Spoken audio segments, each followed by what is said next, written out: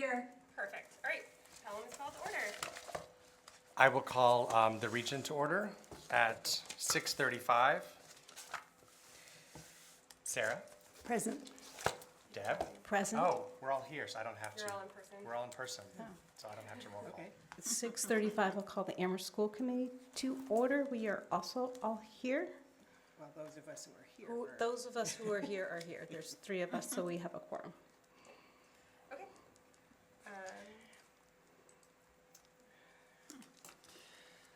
Oh, yay. And Rachel's almost here too. Perfect. Okay, so first up, do you want me to keep going? Sure, that's fine. First up is public comment. We did receive a few emails. They have been attached to board docs. We have a voicemail. I will try to play.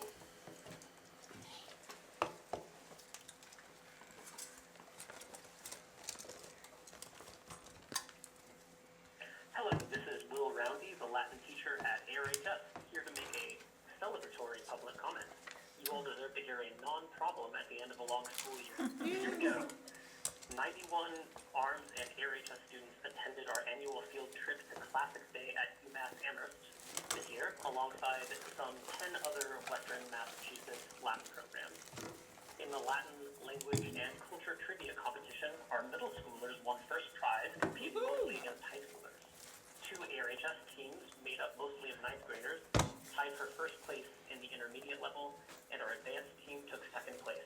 Our students won first and third place in the new competition of reciting a Latin dialogue from a Roman play, and another student took second place in the intermediate level recitation competition. 5 of our district students won prizes for art. Separately, our students took the National Latin exam again this year, and 70% of them scored on or above the national average, while racking up 12 gold medals, 9 silver medals, 15 merit certificates, and, most impressively, one of our 11th graders earned a perfect score, which is a rare thing, for which he was sent a separate mailed certificate. Further, I'd just like to highlight that our Latin Club students devised a fun program for elementary students that they successfully put on at all elementary schools that feed into the region, including Pelham. My gratitude goes out to the students, the bus drivers, and the elementary teachers who helped. Our Latin program is doing well. Latin students have so many opportunities to learn, thrive, and achieve, and they're building up pretty impressive resumes for job and college applications. This program is something that we as a district should be really proud of. Thanks for listening. Bye. That's wonderful. Excellent. Well, that's super fun news. Okay. Here, I will read our public comment preamble, and then it looks like there's potential for hybrid public comment tonight.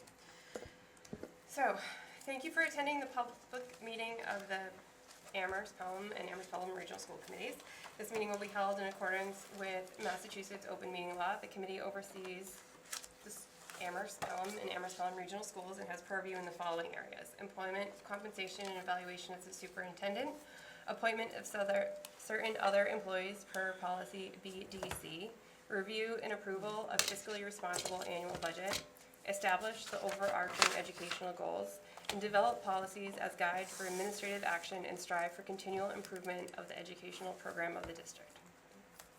So, the chair of the committee will preside over the meeting, including acknowledgement of speakers during public comment. The public comment period is an opportunity for the committee to receive the opinions of its constituents on issues of school committee business. We request that all comments be respectful. Comments regarding matters within the school committee purview may be offered during a public meeting. However, this committee will not hear personal complaints related to any matter outside of its purview.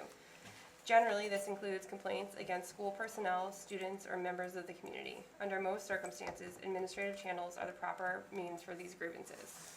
Our students and staff have a right to privacy. The chair of the committee reserves the right to, after a warning, terminate comments which are not protected by the First Amendment.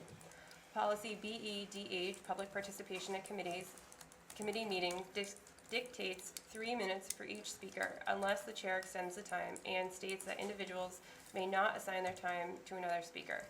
The committee respectfully requests your cooperation by keeping comments to under 3 minutes and to matters within purview of the committees.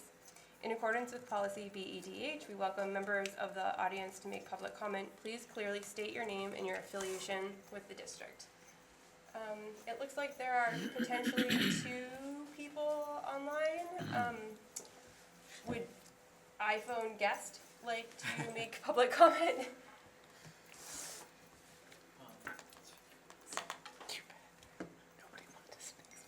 No? Okay. How about Jenny's phone? Justin's phone. Or Jess's phone, sorry. It doesn't look so. Okay. I guess not. Well, thank you. Alright. There are no, Person can just sign on. I don't think they want to. okay. Jen, are you here to make public comment?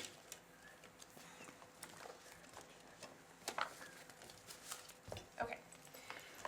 Alright, there are no reports from liaisons or subcommittees. First up is presentation of SY 25-26 superintendent's artifacts. I'm gonna shift over to the Superintendent. middle so I can see it. Thank you.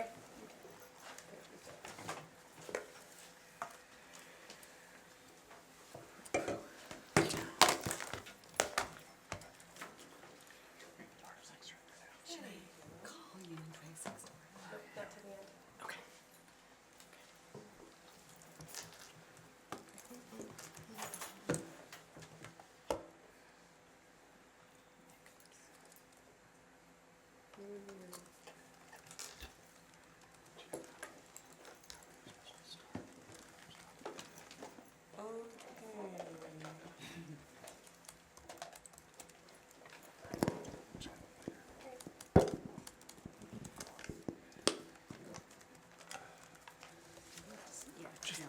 Point of order, real quick. Do we want to talk through how to get to this point so we can all see this on our computers if we wanted to? It's attached.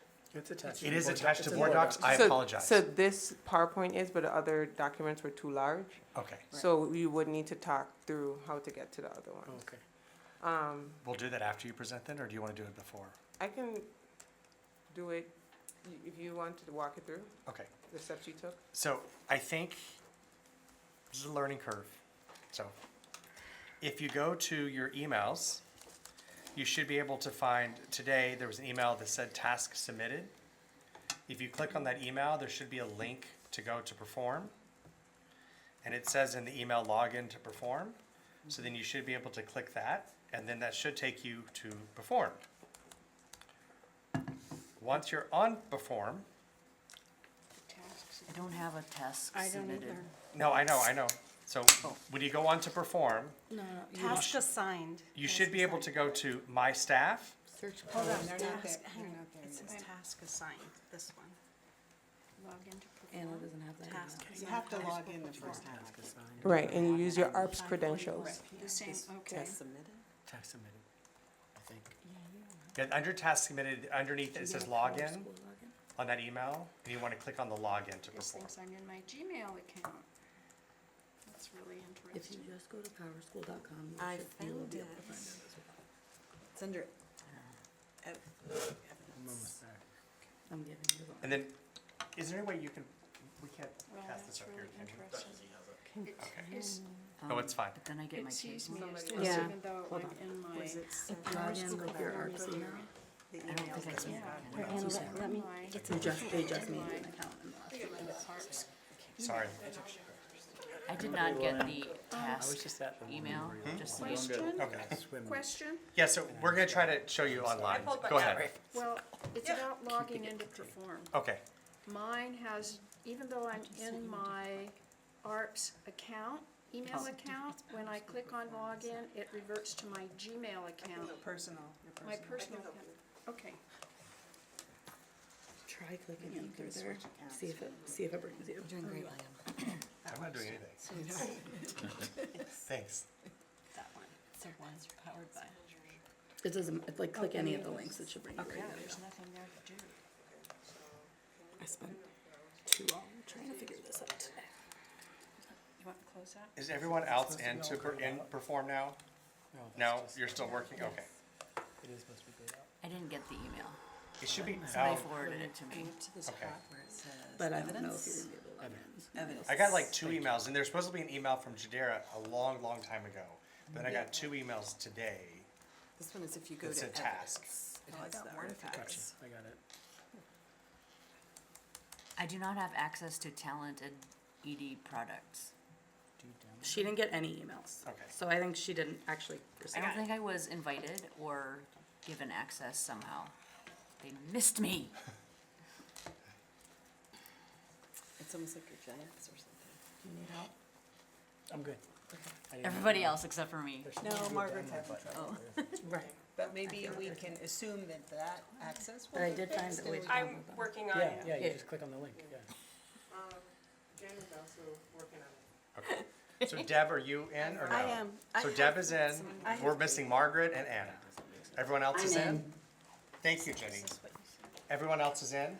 Well, no, actually, but I'm. So for the people that are in, you should be able to go Do to you my wanna staff read along with mine so you see and it? then go to staff. But like, what, we're not there yet, so, As am I, what- but I see. And then at the bottom, you can, it says folder, it so- says Herman, When you log in. superintendent evaluation, and then it says folder all the way to the right. If you click on folder, then that So should like once you open have your up login set up, you're going to my stuff. the summaries, It brings you here. which I can't click on, so it's a learning process because mine doesn't Oh, work. look at all that. So if you- I'm just showing you 2 things. So this But- is the form. This is what she's like, filled out her own version. And she has Hey, where did you get the evidence at, Yeah. Dr. Z? It's at the top. Yeah, it's at the this is top all. on the navigation. Go back. oh, interesting, it's automatically. This media is not useless. Yeah, yeah, it immediately downloads. But this is what he was trying to show us. Yeah. You need to actually be Did you able to get log to in. this, did you get here? So we're going under evidence. I didn't try to log in Oh. through my email. Yeah. I didn't try to log in that way. You There's just like went 5 directly to Power things, Schools? one's what we already had. Staff Thank is you. where I Find the had login. started. My staff. And I Oh. can You didn't get an either be, email. my They role didn't is add in, it. so I'm not supervisor. They, I'm they school missed it. committee. You're correct. Missed me. And then I see, No, because she doesn't have a Power School login. I had something earlier today. So I'm gonna walk can around log just to in. see where I everyone mean, is. I can Parents' share, emails, but that doesn't work. I can share these with you so you can start reading. At least. Where's that? Like this is all of her Do artifacts. you want can't the please corner, have or that. do we wanna watch There it is. That was attached. No, this wasn't. All right, Only the but- summer, So you're not in. the 10-page summary. There's 4 These like, are you can see your for evidence. Well, I don't 70 know. to 100 If I pages. do. What, no, I will send you these. Here, did you do staff If and my Gmail staff? lets Oh, me. right here, evidence right there? Can you, I don't, and then scroll down. And those are the attachments that you can download when you hit type, when you touch the link. Oh, This bar, I well, would agree. it was here. It's Hold not on. there anymore. So, so you have to So go to my start with my staff staff and then and go choose to, yourself. I can't staff get and there. then, oh, here's Dr. Z. So go to folder. Here, I'm just gonna start over here. And up here it so has I'm evidence. in my school committee And then scroll down and those are the attachments. and I go to, However many. You're not in anything yet? Okay. Did you I'm find the good. attachments? Yeah, yeah. Yep, I got it. Did you find the I attachments? am in, I downloaded them, everything's Downloaded great. them, you're good? yeah, it's developing to my personal. Thank you, Chair. Okay. I think everybody seems to be Everyone's in but 2 people. solid. I'm sorry. We're just missing Margaret and Anna. That's my ARPS. That's my personal. And Jenny, you found all the attachments? Okay, you now have them at least by email, so you can. When I click on, start perusing when I click on the folder, exciting I hundreds of just pages. see It's one, gonna take I a minute because see- it's 400 pages. So you click on folder and then at the very top, in like light gray, has different words and the last word Yeah. says evidence. You click on Yeah. that. And Got then, it. then I'm scroll in. down No, and I then you'll see all the normally don't do attachments. that, but I can get to my G. Okay, Sarah? Perfect. If under, Yeah. if under folder, I see 2 apparently identical tasks, is it one for each committee? Yes. That's the goal. It, okay. Task submitted. Do you get to this? I have gotten it, but I haven't No, looked it's in still it. going Do to you my, know your otter is on? it's going back to my But personal. there's 4. But there's nothing to, oh wait, this is the evidence, but how do I select one? Go back to evidence. Yeah. Soldering. If you click on that, you can download them. Fine, but if, where I was before My is kids the thing I'm to complete. things on fire. My kids. So, Hey, fellow committee Maybe I was members, Hello. how do we feel about letting the superintendent walk through her presentation Yes. and then we can fight through our perform access after? we still have two people that aren't in. to be able Good idea. Alright, Could she's pause not. later and get them Yes. When I don't I- think Dr. you Sue need has to a right now. presentation to go through now, The presentation is on board docs. Let's do that which right is now. attached to board docs. But aren't they connected? Aren't they the presentations about the artifacts? So, Yes, right, but we are not but we at the have the access yet, so presentation let's to just go listen. through. So if we go through the presentation, we have, Okay. we have two members that don't have access just yet, which is being sorted, and Okay. perhaps by the time the presentation is over, they will have access, and then we can walk through that together. How's that sound? Excellent. Back to you, Dr. Z. That's in your email from me now, Deb. I tapered it down. Welcome to the world of technology. And although we have advanced a lot, there are things that work well and often don't. So I had an agenda planning meeting today that went where the chair knew that I was having a very hard time attaching stuff that I've been trying to attach for some time now. But I also took the time to craft my words because I wanted to make sure I say as much as I feel I need to say and just be as clear as possible. And sometimes I know I can speak eloquently, but other times I want to make sure I get my points across without strain. So before I begin discussing the artifacts and evidence associated with my evaluation goals, I want to acknowledge something that sits at the heart of this presentation. The work I am presenting tonight is not the work of one person. It is the result of collaborative leadership. It reflects the efforts of district leaders, teachers, staff, families, students, community partners, and countless others who contribute their time, expertise, perspectives, and commitment throughout this year. Leadership can often be measured by outcomes, milestones, reports, and completed tasks. Those things matter and are represented throughout this presentation. However, what is often less visible is the work required to get there. The conversations, the problem solving, the listening, the setbacks, the adjustments, the moments of uncertainty, and the willingness of people to continue moving forward together are often overlooked because they happen behind the scenes. Yet, it is within those moments that much of the real leadership work occurs. This year was not without challenges. Like many people, I am human and I experienced personal and professional obstacles that required adjustment and perseverance. My medical leave created periods where I was physically absent from work, but it also reinforced an important lesson for me as a leader. Strong systems and strong teams allow important work to continue even when circumstances are difficult. I returned with an even deeper appreciation for the people who stepped forward, supported one another, and remained focused on students throughout the process. Over the past several months, and particularly in the past few weeks, and as I was preparing this reflection, I have spent a great deal of time thinking about leadership, governance, and relationships. And I would be remiss if I did not acknowledge. About dinner? Did you all Jenny, can you mute yourself? Sorry? Can you mute yourself? Thank you. Good. I would be remiss if I did not acknowledge that there have been moments this year where I have felt an undercurrent of adversity, disconnect, and challenges to the collaborative relationship that should exist between a superintendent and the governing bodies they serve. At times, these dynamics have been difficult to navigate and frankly difficult to ignore. Yet what stands out most to me is not the challenge itself, but the fact that the work continued. Through differing perspectives, evolving expectations, competing priorities, difficult conversations, last-minute changes, and moments where the path forward was not always clear, the work of these three districts continued. This is a testament to the dynamic team of leaders across Amherst, Pelham, and the regional school district. It is a testament to administrators who remain focused on students, district leaders who continued problem solving, staff who adapted to change in a difficult time, and a leadership team that remained committed to moving the work forward regardless of the obstacles in front of us. This year reinforced for me that leadership is often less about ideal conditions and more about the ability to remain focused, integrity, accountability, and being true to your purpose when conditions are less than ideal. As I reflect on this year, I do so with a sense of gratitude and a greater sense of humility. The goals I will discuss tonight reflect progress, learning, and growth. They also represent work that is ongoing. Across all 4 goals, a common theme emerged for me: leading through transitions. Each district has been going through their own version of a transition, and so has each committee.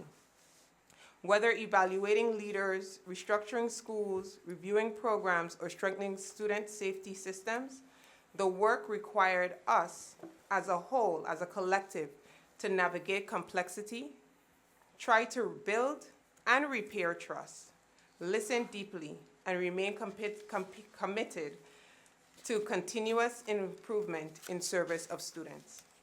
Tonight, I hope to share not only what was accomplished, but what was learned, how the work evolved, and the direction of travel for Amherst, Pelham, and the Amherst-Pelham Regional School Districts moving forward.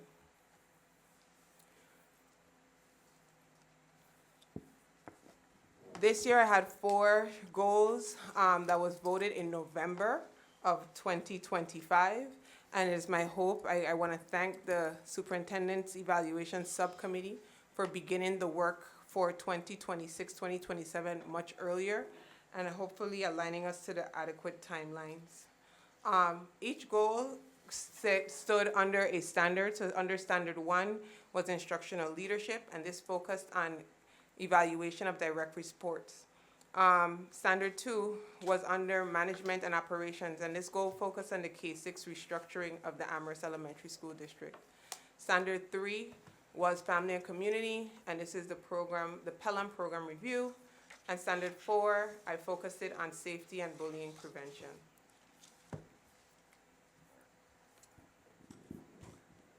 Goal 1 focused on strengthening administrative evaluation as a tool for leadership development, accountability, and continuous improvement.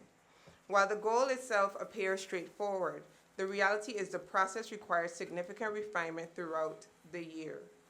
When we entered this work, or I entered this work, there had been prior attempts to implement our administrator evaluation process last year, but it was not fully developed or consistently implemented in years prior. This year, we focused on creating a process that highlighted instructional leadership, use of data, school improvement, and reflection. What emerged from this process was something much more meaningful than compliance. Leaders appreciated the opportunity to reflect on their leadership practice, discuss challenges, celebrate growth through data chats, and identify next steps. For many, it was the first formal evaluation conversation they had participated in for several years. And at this point, June 16th, I have completed 100% of my evaluations to include the steps that I needed to do as a superintendent. The artifacts demonstrate completed evaluations, goal-setting documents, observation records, feedback cycles, and summative reports. As a superintendent, I have 19 direct reports, and out of those 19, about 4 are shared shared where they serve the superintendent's office as well as another division. And so those evaluations were joint, where myself and the executive director or directors sat and had conversations. We assessed what the person was doing, and if I couldn't do the meeting because of the superintendent's schedule, the ED did the meeting on my behalf, and we agreed on that work. My greatest takeaway is that evaluation should not, and this is my beautiful slide about that, but I already talked about it. My greatest takeaway is that evaluation is not and should not be viewed as an annual event. It should function as an ongoing cycle of coaching, feedback, support, and growth. The good part about this year was that at various points through different conversations, understanding the leaders' goals showed up in different ways. When you visited the schools, when you had a phone call, coaching calls or coaching conversations showed up differently. And I firmly believe in being managed up, which means that it's okay. There are times when my direct reports coached me through something. it became a strong collaboration and calibration amongst district and school leaders. And so one of the key things as well is when the goals for the superintendent were approved in November, I shared them with the leadership team. Some had already created their own goals, but there should have been an alignment. So it's my hope that we can start to create that true goal alignment for the upcoming years. Goal 2 was around the Amherst K-6 restructuring and the new K-5 configuration and establishment of the 6th grade Chestnut Street Academy. This has been one of the most significant leadership challenges and opportunities of my career. I reminded myself and others that restructuring was never about buildings, it was always about students and creating equitable opportunities, preserving and strengthening programs. This diagram kind of feeds into the readiness report that I submitted to the Amherst School Committee last night. One of the key things that stands out is that, and you'll see in the artifacts, is that there were series of things that had to happen, but one of the first priorities was establishing structures that allowed our district leaders to coordinate their work and to work together. This was through bi-weekly restructuring meetings, whether it was the district team or was site-specific. Implementation planning. We had our planning Excel sheet as well as a Gantt chart. We shared the roadmap as we move forward in terms of providing the Amherst Elementary School District their ongoing restructuring updates. Staffing assignments have been completed. Some staffing assignments are being challenged, which is in alignment with their CBA options. Leadership positions were filled early so that the schools knew who their leader were going to be and leaders had adequate times to plan. Boundary documents were established and those new routes will be implemented. Schedules have been developed. Communication plans have been executed and are ongoing. Operational readiness work has been largely completed. Listening sessions played a critical role throughout the process.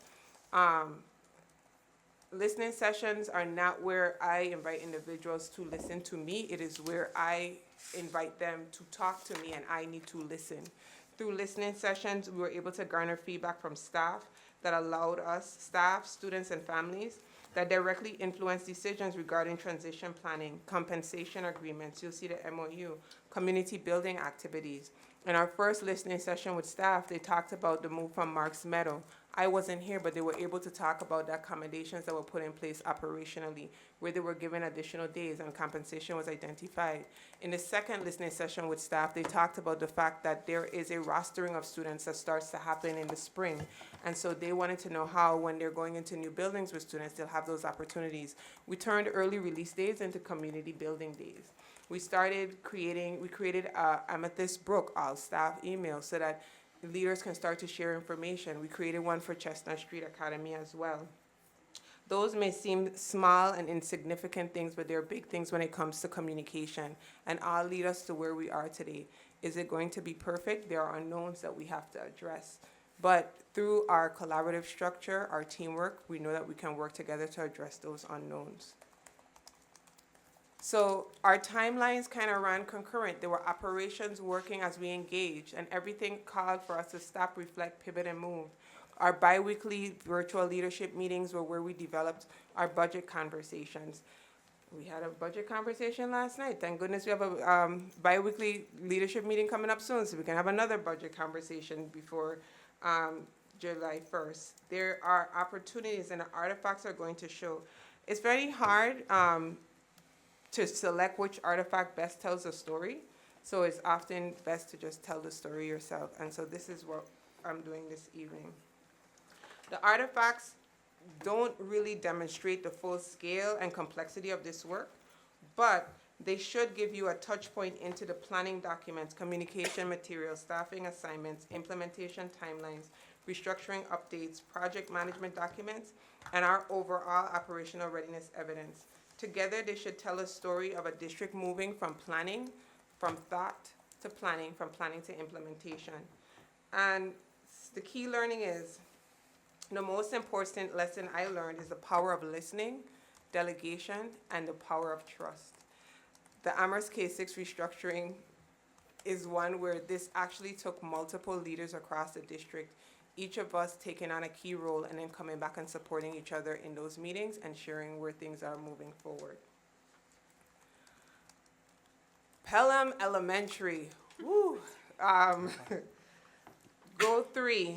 So this goal emerged from a need to answer a fundamental question.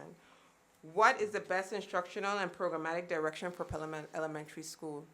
This goal struck me from the end of my first year, where there were conversations around small enrollment, residential size. So we started to look at what were the instructional opportunities. That stemmed into this goal, and then the financial situation brought forth a different conversation. I intentionally entered this work really without predetermined conclusions for programming, and my goal was never to determine what should happen to Pelham and then convince people. My goal was to understand Pelham well enough to make recommendations grounded in the story that the data told and the community experience. This work included surveys. I wish we could have, and we plan to have additional public forums in the upcoming year. A working group that worked well together, and I think that we can continue that work, and we will continue that work to become a well-oiled team. Academic data analysis, attendance reviews, behavioral reviews, and community engagement efforts. This work ultimately resulted in 5 recommendations. The PowerPoint is in there as well as the report. However, I was not able to present it at the Pelham School Committee meeting, but it was on their agenda. And these recommendations emerged from the data, but equally from listening to the voices of family, staff, alumni, and community members. One of the things that I want to say was the virtual community forum, though small, in total we had about 14 people. The financial forum in January, we had over 50 people. Then we had a virtual forum. But one of the key things I loved the most was the community forum for Pelham that was virtual. There were community members who came on and joined that call. And from their standpoint, they talked about the historical, like what they remember of Pelham. They don't have kids who are attending right now, and they don't have grandkids attending right now. But they were able to talk about the time when Pelham had multi-age classrooms. And so really, that's when you have more than one grade level together. And so really, it wouldn't be far-fetched to go back to a multi-age classroom. They talked about where parents used to come in and support different lessons and different parts of the day, or even serve and volunteer as a nurse. They served and they volunteered as a PE teacher. So rebuilding that community pride and support. And one of the things that is my greatest takeaway in terms of key learning on Pelham is that schools are more than just programs. For many people, Pelham Elementary School represents the community, identity, relationships, and belonging. This has been a long-standing cornerstone of the town of Pelham. The challenge for many was balancing the deeply held values of honoring schools with fiscal realities and long-term sustainability concerns. That is what I've learned in my listening sessions and engaging with the community of Pelham. Leadership in this process was less about providing answers and more about asking meaningful questions. In our working groups, when we presented the data chats, when we were building the different surveys, it felt really great to see the community, parents, community members, committee members come together and talk about how do we really present the true instructional gem that Pelham is and what can Pelham become. Goal 4. This is William's baby, this is Anna's baby, and this is for you. But more so than anything else, this goal sits very close to my heart because student safety is foundational to everything that we do. It is one of the key facets of my leadership. I always talk about safety and belonging, and I firmly believe that meaningful learning cannot occur unless a student feels safe, supported, respected, and connected. And so this work focused on strengthening the systems that support those outcomes. When I entered the district, there was already a bullying prevention intervention plan in place. However, DESE findings and district's experiences highlighted implementation gaps and opportunities for improvement. The focus this year was not simply compliance, the focus was operationalization, which we have been talking about for over 2 years. We work to move from having a plan to having systems. Something important that is in development is the school committee on a whim randomly voted something, and then I had one school committee member who came in and gave some really great ideas. Thank you, Tim. And so we were able to work with one of our providers. And so what I'm showing you right now is a draft. It is in development. This is not our actual data, but this is what we are working towards to have launched up on our website by December 2026. It will be our data transparency dashboard, where we will be able to have the district overview will be what will be to the forefront. And so this is what will show to the community, something that shows monthly reporting volumes. And this is actually our mock-up for us. Performance by schools, what needs attention, what doesn't. Our report sources. On the back end, we'll be able to pull in school details.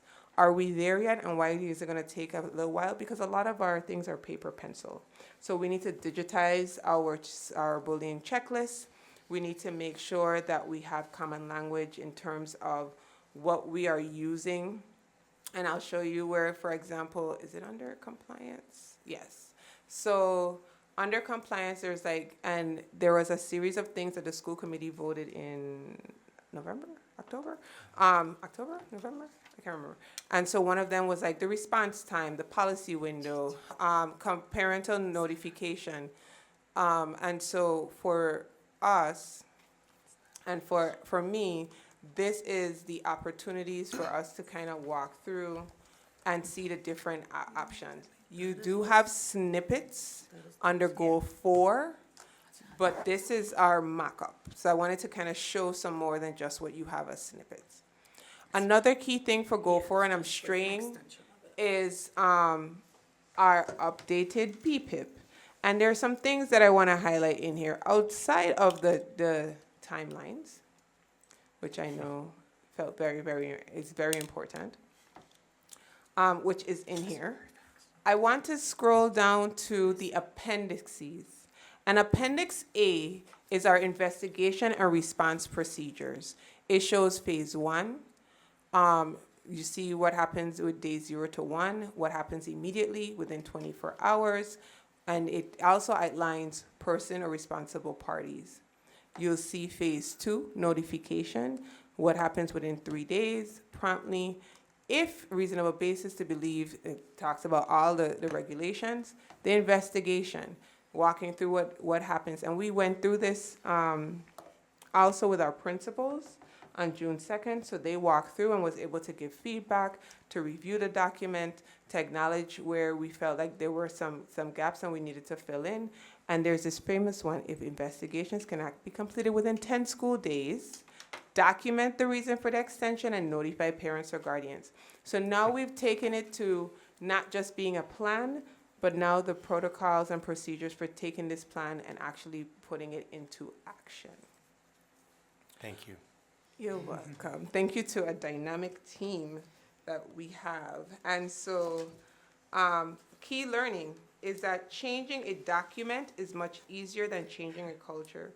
Policies matter, procedures matter, but we are creating schools where students truly feel safe, and that requires cultural consistency. In your, in the Goal 4 summary document, you'll also see our draft Student Bill of Rights, which is on the agenda later on this evening, and it's in draft because hopefully we would have presented it earlier, but at least it's a cornerstone to get feedback this evening. And so, as I reflect on this year, a common theme emerges across all 4 goals. Whether evaluating leaders, restructuring schools, reviewing programs, or strengthening student safety systems, the work required listening, trust building, collaboration, resilience, and a willingness to navigate uncertainty.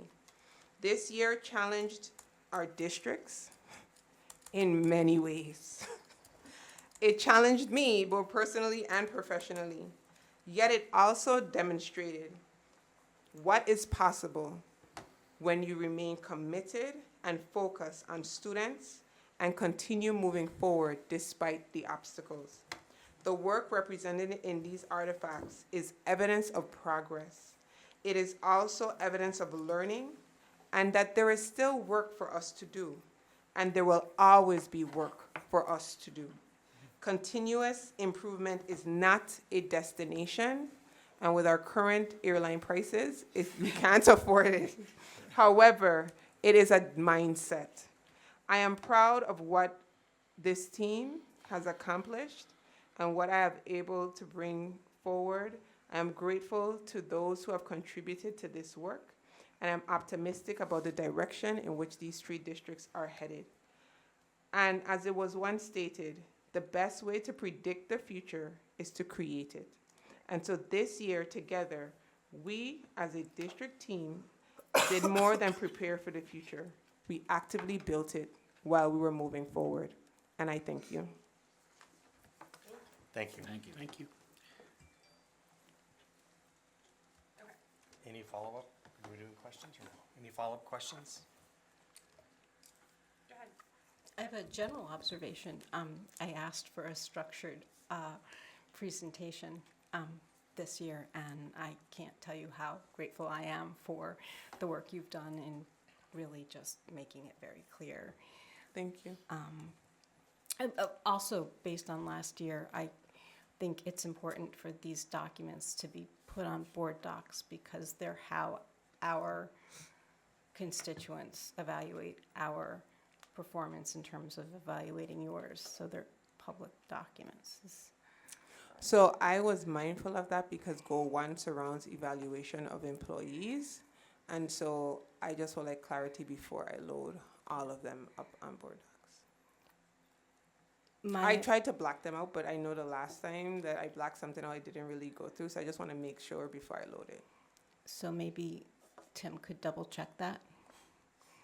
Could you, the redacting, make sure the process is robust?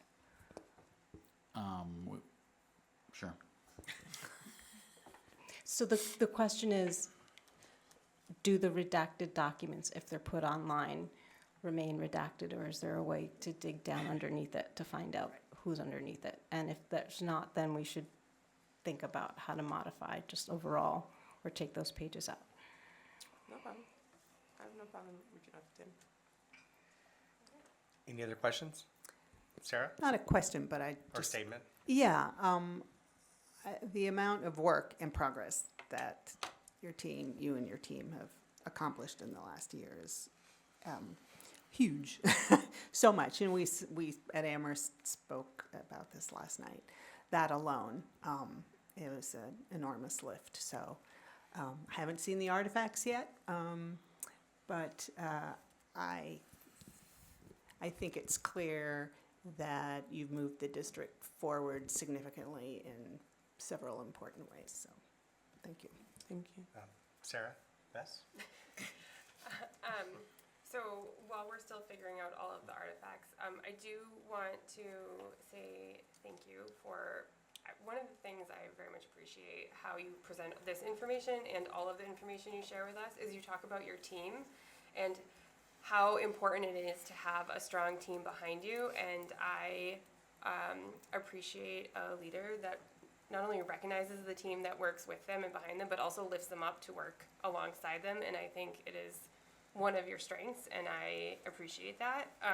And it's evident in the way you present your information and just in your language. And I think it's important to recognize, so. Thank you. I would not be able to do it without the principals, the APs, the leaders at central office. Like, they are wholeheartedly, the clerical, like, they're dynamic. And so the work is not the work of one, it's the work of many. Thank you. Thank you. Any other comments or questions? Laura Jane, and then I'll come back to you, Sarah. Oh, I got this one. Happens all. Don't push the microphone forward. Just take it off. What's Don't worry too about it. fast? Is it We're gonna be bad? talking to No, no, no, Andrew. it's fine. Just Yeah, There you go. lean in. Okay. thank you.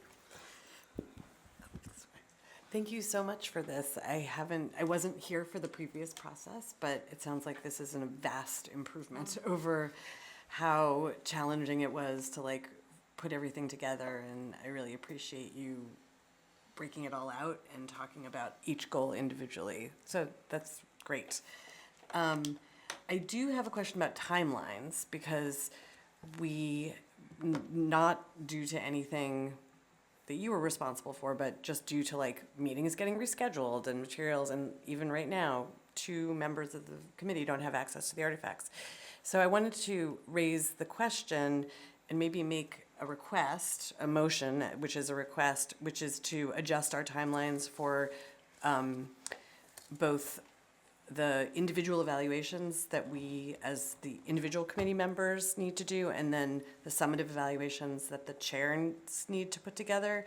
It feels like in order to give this amount of work, this huge amount of work that you've done, the kind of attention it deserves, we need more, like a little less compressed timelines. I don't want to do this in a rush. I don't want to go through it and just try to like quickly put things down. I want to be able to like really absorb and think about the information. And here we are at the very end of the year, and it's a very busy time for everyone, of course.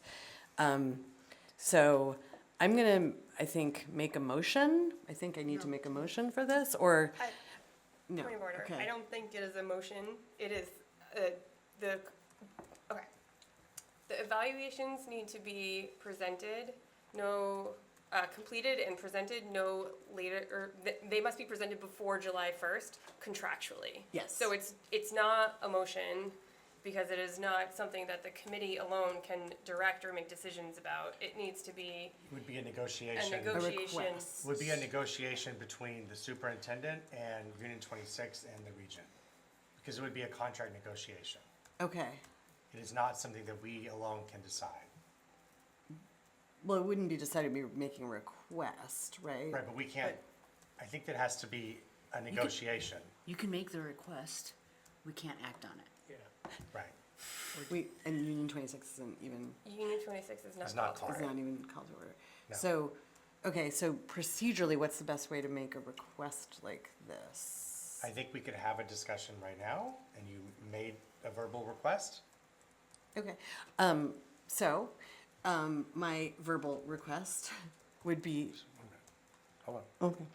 okay, just that we, that you allow us more time to do both the individual evaluations and the summative evaluations. So I guess I would request like maybe a July 1st date for the individual evaluations and a July 15th date for the summative evaluations, which really pushes the thing 2 weeks forward. And part of the reason for that is because we're only getting this documentation now through no fault of yours, because we were supposed to have it presented at our previous meeting that we didn't have. So I think that's what I would request, I guess. What were the And dates you requested? I said July 1st for individual and July 15th for summative. Thank you. So I have on the Thank you list for sharing. Sarah Marshall, Sarah, sorry, I apologize, Sarah. And then I have myself, and then we have Dr. Z. Sarah? Okay, thank you. So first, I'm still marveling at the fact that you have 19 direct reports, which sounds like a lot. I don't know if you can say whether that is typical for a superintendent of a district of this size. It sounds like a lot. And if you think so too, might you be able to think about how to organize the office so you didn't have quite so many? But maybe it's just me, thinks 19's a lot. So the office has been organized where some are shared, but we still engage in a process together because it's like a shared supervisory roles. I would say for a district this size, I'm not sure, I'll have to compare, but I think there's not each of the role type has their own number of processes. So for example, the principals have 10 steps. The administrative kind of leadership, but not under MASBO or under the DESI instructional standards, they have 8 steps. There's directors who are under the MASBO and DESI, but district level, they have 7 steps. So it's not just about the 19, it's also about the number of steps in the process. That's why it gave me, especially going through this process this year, a true insight into what the principals are experiencing, what the district leaders are experiencing. And so when we sat to work with the evaluation committee for APEA, I actually came from that lens of working through the system in multiple steps. And so I feel like my 19 may feel like a lot for a superintendent running a district. And then I think about my principals who may have 30 or 20 under them. So I humble and I work in my process that way. Thank you. Okay. And Thank if you. I Do you have could a just. follow-up? Yes, about the possibility of changing the dates for the review. I would ask the Superintendent Evaluation Subcommittee, if they think, as I do, but I could be completely wrong, that DESI establishes the due date for this? Is that? So DESI does not establish the due date. No? It's her Okay. contract. Well, I knew that, but I didn't know. I mean, I don't it think might it's a also- DESI requirement. It's a contractual requirement. 'Cause It it's in isn't her that it has to contract. be completed by June 30th? I thought I, so. we talked to council, and there could be leeway, but it is contractually in our superintendent's contract. So that takes the leeway out of it a little bit. Right. Because it's not just by DESI. So, thank you. Okay, that's all. I was just gonna say that our current timeline that we have, because I don't know if we've even talked about that, or presented what our current timeline is that tonight is the 17th. So we will be receiving we have received, except for 2 people, the artifacts tonight. Hopefully by the end of the night, we will all have access to that. We are asking on the 22nd for every school committee member to have done their evaluations. So that gives you over the weekend, and then it's due by Monday. Then we have 2 days of the ability to, it's the ability of the superintendent to ask for clarifying questions or have private meetings if that needs to happen. Also per the contract. Per the contract, correct. And then, which she waived last year, so that was a process that we didn't do last year because it was waived. Then on the night of the 24th, beginning on the 25th, the chairs would then have the ability to start synthesizing the information, and we would have a meeting on the 30th, that Tuesday, where we would present the final evaluations. Originally, we were going to have a week to do the work, individual members, and now we have 1, 2, 3, 4, 5 days instead of 7, but we still incorporate a weekend. I think it's very doable. It is in her contract that it is done by that timeline. That's what I'm going to say about that. The next person on the list was Dr. Z. I was going to say that usually there's not discussion of contract negotiations out in a live public meeting. And so let's also, if there is a request through the committees, then I would just ask that we follow our usual contractual negotiation processes. Thank you. Margaret. So can you clarify for me, so you said as individuals we're supposed to be done by the 22nd, but then what are those days between the 22nd and the 25th?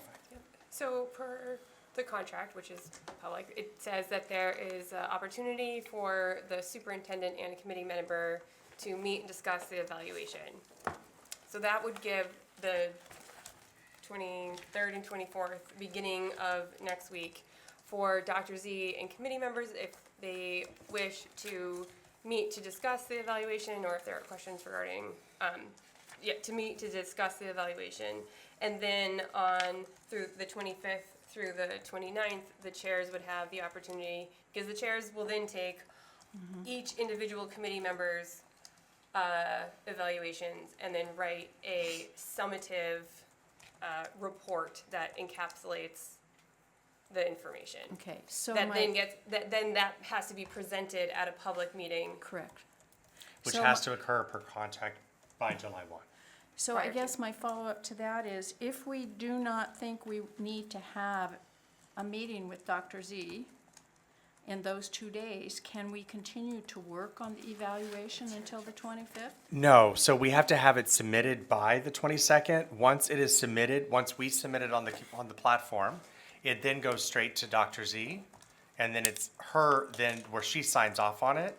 Once she signs off on it, then it'll be able to come to the chairs. So there is a Okay. hard deadline of the 22nd. Okay, thank you. I have Tim, and then Deb, and then Lord, Jane. Laura Jane. So Tim? And we took the whole thing. It's worse and You want a worse. mic drop?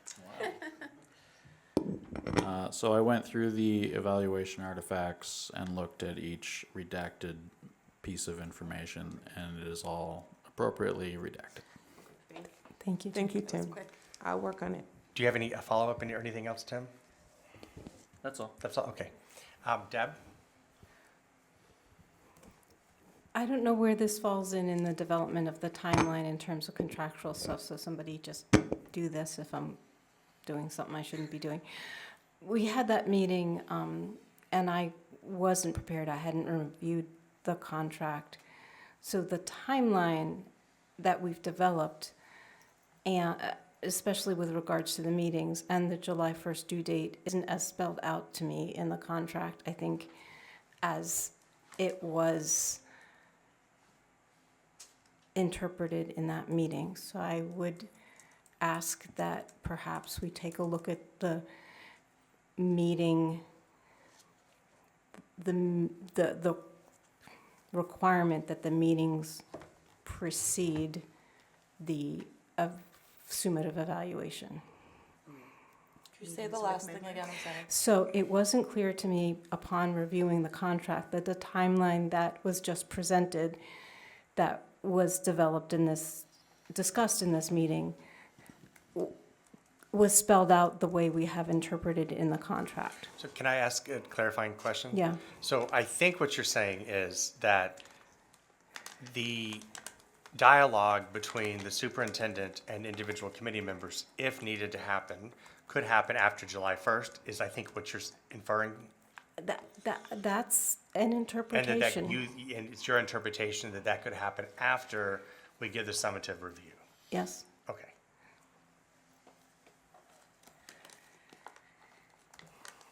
Laura Jane? Scared of this microphone. Okay. So I totally hear about not wanting to discuss contract issues in a public way, but I do want to say that we did check in with the attorney, and it is a totally acceptable and normal thing for a school committee to request flexibility around deadlines from the superintendent. It just doesn't feel fair to Dr. Z, to me, if we try to do our summative evaluations. Literally, I mean, we're gonna be here until like 10:30, 11 o'clock tonight. Tomorrow's Thursday, last day of school in the district. Friday is a holiday, which doesn't mean we don't do work, but it just means it's a holiday. And then we're trying to like synthesize a tremendous amount of information and put into a structure the responses to that. And I just feel like it's not fair to do so much work and then have people do it in 4 days. That just feels like a disservice to the amount of work that has been presented to us, so. Thank you. Did you want to speak to Deb's comments? So it says evaluation of the superintendent will be conducted and completed by 3 individual committees no later than July 1st of each year. Right, so that's the only date. So it's I'm just saying that the It has to be process, completed, though.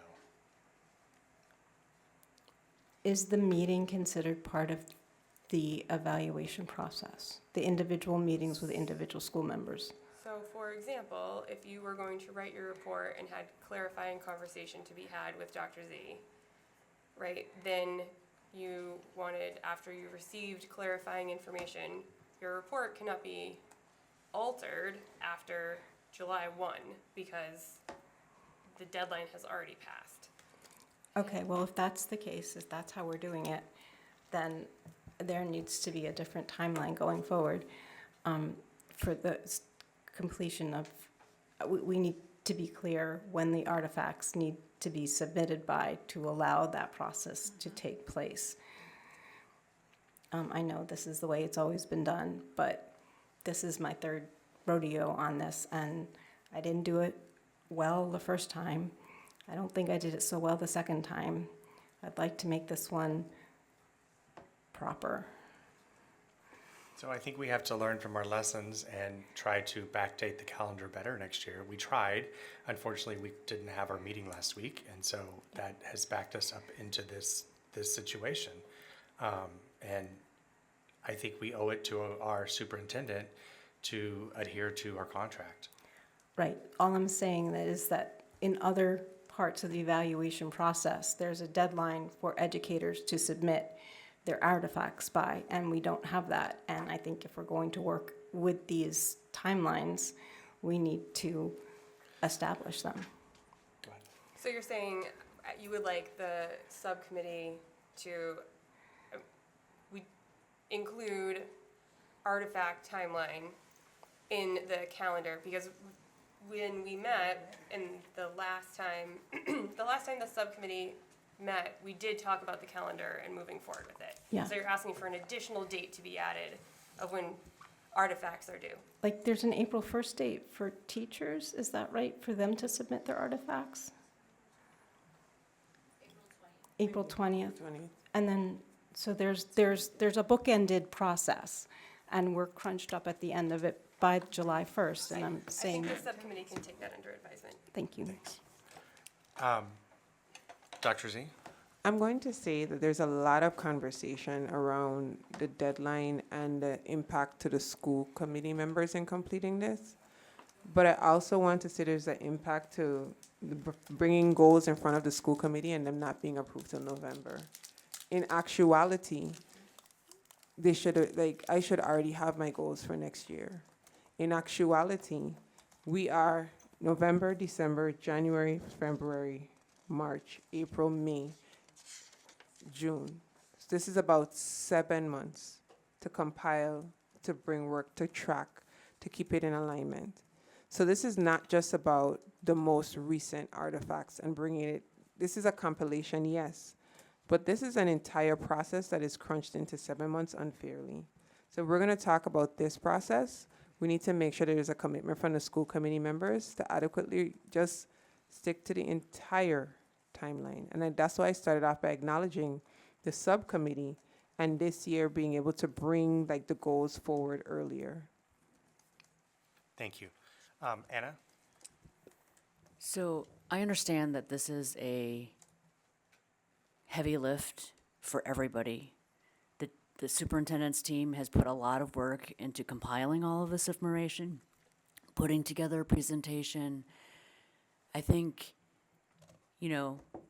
stuff happened and we had to move the original date of this meeting because it didn't get posted properly. It's not any one person's fault, but it happened.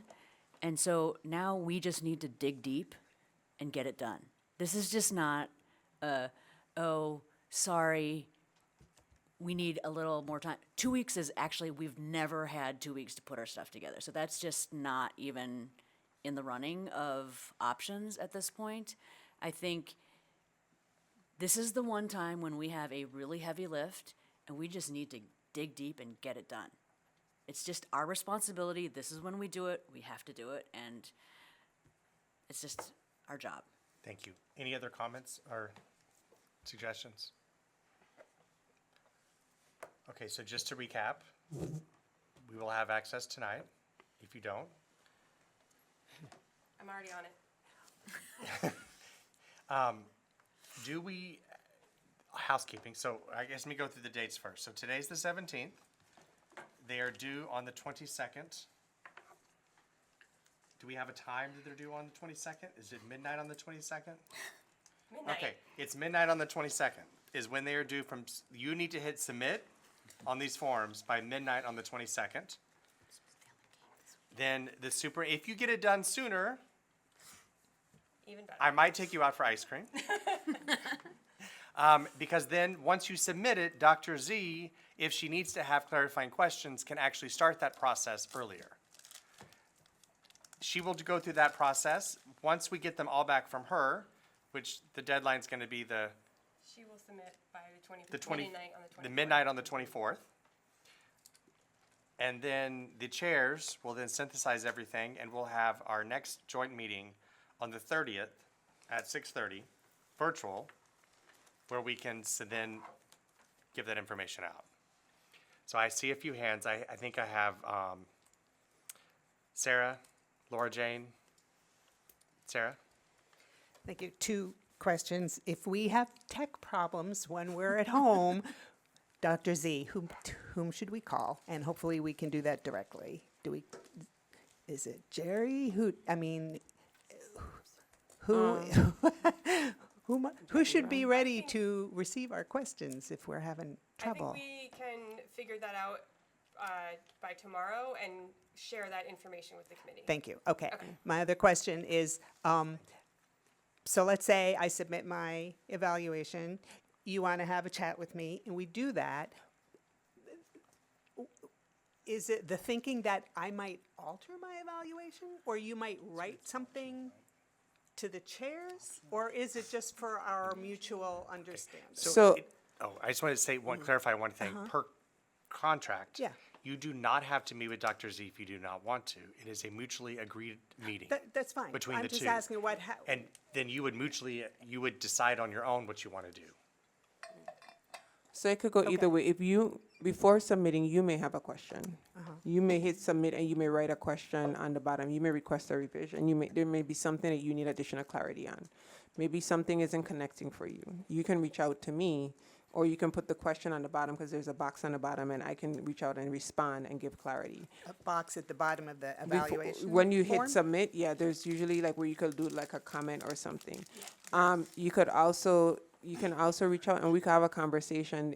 We learned that someone may have had questions last year, but we didn't know about the process of reaching out. So it's really to allow for both of us to clarify and say like, hey, I'm looking at evaluation this and I see this, but I don't understand why this is this way. Then we can have a conversation. I already told the chairs that I will make myself available to have those conversations, and everyone should have my number, so you could call or text and I'll reach out. Thank you.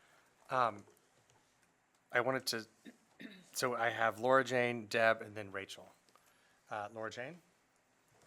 So it sounds like it's a foregone conclusion, not a conversation. It sounds like you as the chair have already decided that this is what you think is the right thing, and we're not really having a discussion about whether we can even put this request forward. And I'm just wondering why that is. So I think there was a request put forward, and we, as a whole school committee, would have to want to put that request forward, and I saw maybe 2 people speak for a possible request, but I don't think the rest of us did, and so that's why I moved on to the next thing. But so, I guess I'm still trying to understand, like, what is the reason not to, I really don't see the other side of the story. Like, I don't agree with the digging deep. I have a memorial to go to this weekend. There's all kinds of stuff happening, or some people's kids have graduated, whatever. I don't think that there's a question that members of the school committee don't put enough time in. Like, that isn't an issue at this moment. I've spent the last Tuesday and Wednesday of basically every week of this entire calendar year in meetings. So it's not like I'm not putting time or energy into this. And so I want to put authentic care and time and energy into the work to respond accordingly to the amount of care and time and energy that Dr. Z has put in. So I guess I'm still trying to understand, like, what is I understand that there's a contract. I'm very clear on that.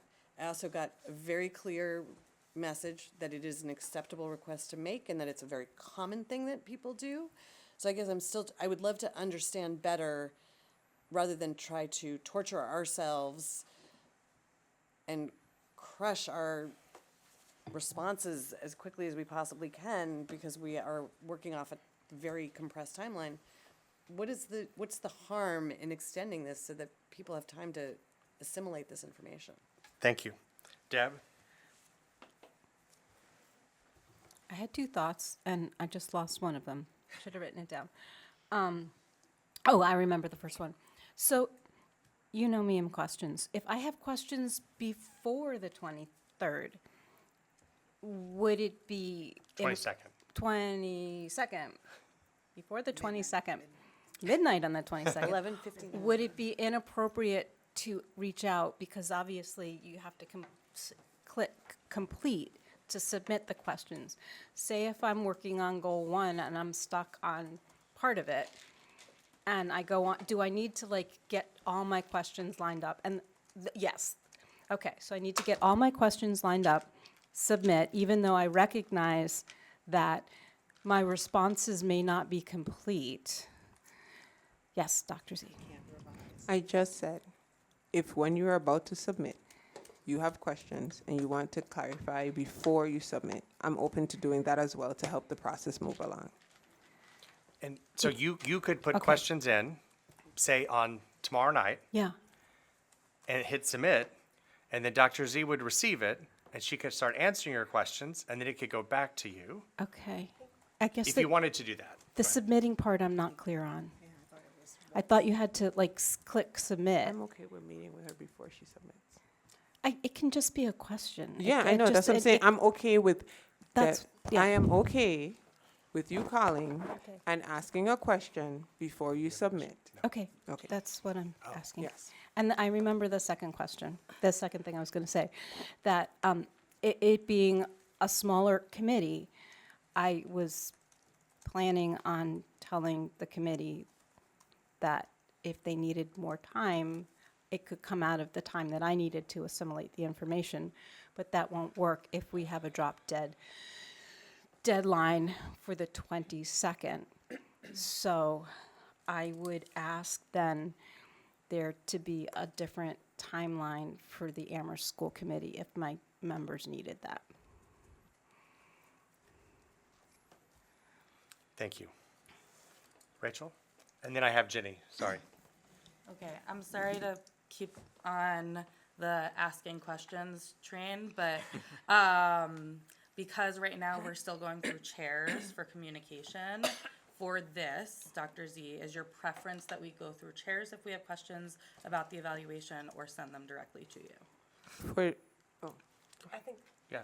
okay, so for this, send them to me. Okay. I think it's gonna help. I mean, the chairs do really well at compiling information, but I think some chairs are also in the process at this time. Yep. And so to not bombard everyone, just send them and we will filter through them. Okay, thank So- you. I have 3 questions go ahead. in a row. Sorry, I'll keep them quick. I You're think. fine. That's one. They're really all logistical. I notice in the Power School, in the platform, there's a space for attachments for the evaluator. Yes, Is that an expectation or just an option available? it's just an option available. Okay. It's on all of this, it's a standard attachment form, so like if I was doing an observation of a principal, I could snap something and attach it as my evidence. Got it. Okay.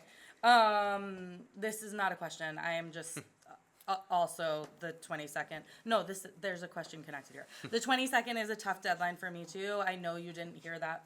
I am curious whether there are other folks who have not echoed that, but are also struggling with that time frame. And related, the 23rd, 24th just like really happened to be a time frame that would be challenging to have a one-on-one conversation. Not impossible, but challenging. So I am also would appreciate if we can have a conversation in the appropriate channel about extending this whole process by a week or so. Thank you. So I have Jenny and then Anna. And Deb, I think that some of the stuff that Rachel said might help your question you asked. Did you hear what Rachel asked and what Dr. Z said? Communicate directly. Yes, I did. Thank you. Okay. You can communicate directly Yes, for this thanks. process. Yes. Okay. And then I'm going to add Sarah to the list. Jenny? Yeah, hi. Since we are using this platform for the first time, I'm wondering if there's any sort of like how-to guide, because I want to make sure I'm looking at all the right evidence. I saw that there were 5 things to download, and I want to make sure that's everything. And then also, when I click on folder from the staff view, and then I click into go to form, the one with my name, I get an error message that says form is currently being accessed by Rachel Figuresmith. Well, okay. No shade to Rachel, but I want to make sure once I have done all of the evaluation, all the work of like reviewing the evidence, that I know how to actually submit my evaluation, and that's definitely not clear to me from sort of clicking around on this platform. Thank you. So I was having a hard time myself trying to get in, and so is my neighbor over here. And I noticed that Rachel was in, so I was actually going to ask Rachel I am how now in the right one, but how maybe she I'm was also in I another was one. how I have she was 2 able to get computers, in so. because we can't over here. So I was just curious how you So did, Rachel. Jadira's working I think on them it's as actively yeah. happening right now. Okay. So, So if we will have an update tomorrow morning that we will send out. Technical. I think as long as And- folks can access the artifacts, you can start. You can access the artifacts now. We can all get to, except for 2 people, and we're working on that. But But outside of those 2 people, Margaret, everyone I'll else can email see you the the artifacts. artifacts. I can email them. Oh, that's true. We could email them to those I members. can do that. Okay. I did that for Anna already. Yeah. Okay, that would be great. Yeah. Thank you, you, Rachel. Rachel. Yes. You Yeah. everyone, because I'm not getting I am it. happy to email them to all of you. Absolutely. Who else needs it? Thank you, Rachel. Send it to regional school committee. But then it goes to people who don't need to see it. So Anna, So I you- was your just name is gonna next, say, and then I have Sarah. in communicating directly with Dr. Z with questions, I think the advice is to compile all of your questions, wait till you are ready to submit, except for the questions that you still have, and send one email to Dr. Z Thank with you, Anna. all of the questions, or ask to have a phone call with her to One phone call. discuss all of the questions that you have and not have piecemeal questions 15 different times during the process. And then, I think that was my only comment. That's my plan. What Anna said. Yeah. Sarah. Yeah, I haven't seen the form yet that I will fill out. What happens when I get to the Pelham goal? I'm not on Pelham. Is that one going to be like grayed out for me? Do I just, what do I do? I have Look at the no, artifacts. am I supposed to evaluate you on it? Or I can, it's okay to skip? You can leave something blank? yes. Thank you. Did you want to answer that, Deb? I've said this before, and I said it when we talked about the ones this year, that it doesn't make sense for all committees to adopt all goals when they're district-specific ones if here we're sitting. So we need to fold that into the conversation moving forward. Thank you. And I had something else. So for the timeline, the time between when the summative evaluation is given to Dr. Z and the meeting is 5 days. The 25th to the 30th. The 25th is when, By The midnight of the chairs. 25th, we'll get it. We'll get it. so Got midnight on the it. 25th, the chairs will receive the individual committee members' evaluations. Because by that point, the committee members will have finished the report. Got it. Dr. Z will have seen it, said she's accepted it by chairs. midnight. Okay. And then on, 12:01 on the 26th, then, or the 25th, whatever the day is, the chairs can start writing their summative report. So that gives us the 26th, the 27th, And the then we- 28th, and then hopefully we can post it on the 29th, so it can be on board docs a night before our meeting. Got it. So which you will all post well in advance, the Yes. meeting. The meeting has to be posted tomorrow. Oh, no, I'm sorry. No, the week Different after. meeting, different meeting. I apologize. Can- Sorry. Can I just confirm that there is interest in discussing that timeline in exec session? So I know you're laying out dates, but it seems like there is plenty of interest in that. Hold on one second. So in order to adjust some piece of a contract, we would need to post for that meeting to happen. That meeting would need to happen in executive session, and then it would need to come back and be voted in public. So even to do that part eats up a bunch of days, because it requires 48 hours of posting for all of those things. And a holiday on Friday. Is it an emergency? It is not an emergency. The emergency is like, the roof is falling down and we need to have money moved immediately to pay an emergency contractor to come fix it. So I'm going to ask, we'll see, if you think you can struggle through this and get through this and get your stuff submitted by the 22nd at midnight, I would ask you to raise your hand.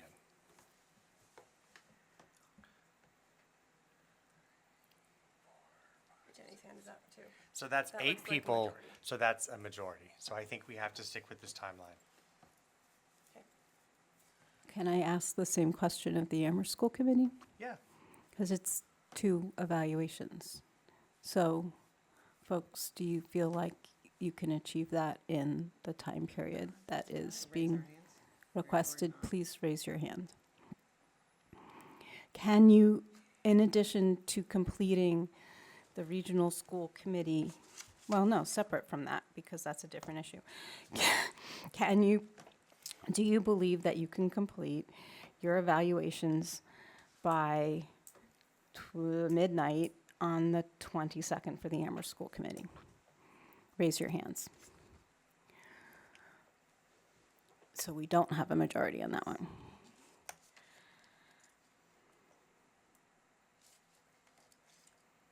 I can, but it's my vacation day. You can do it on Sunday. Oh, no, Father's Day. I have a father, William.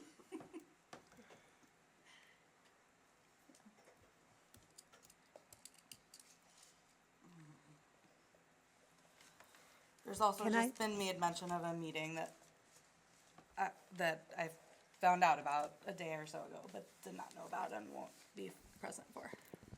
Can I suggest that the chairs of the committees just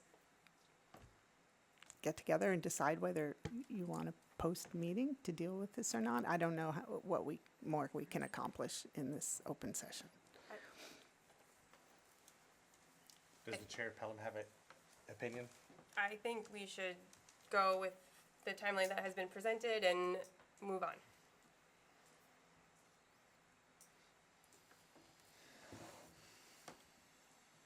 So the region and Pelham have support for that. I ask a question, which is, I don't have the things yet. I don't have access to the things yet. So there's also the question of at what point does not having the things interfere with my ability to do the thing? Yeah. It should be sorted by tonight. It is actively being worked on right now.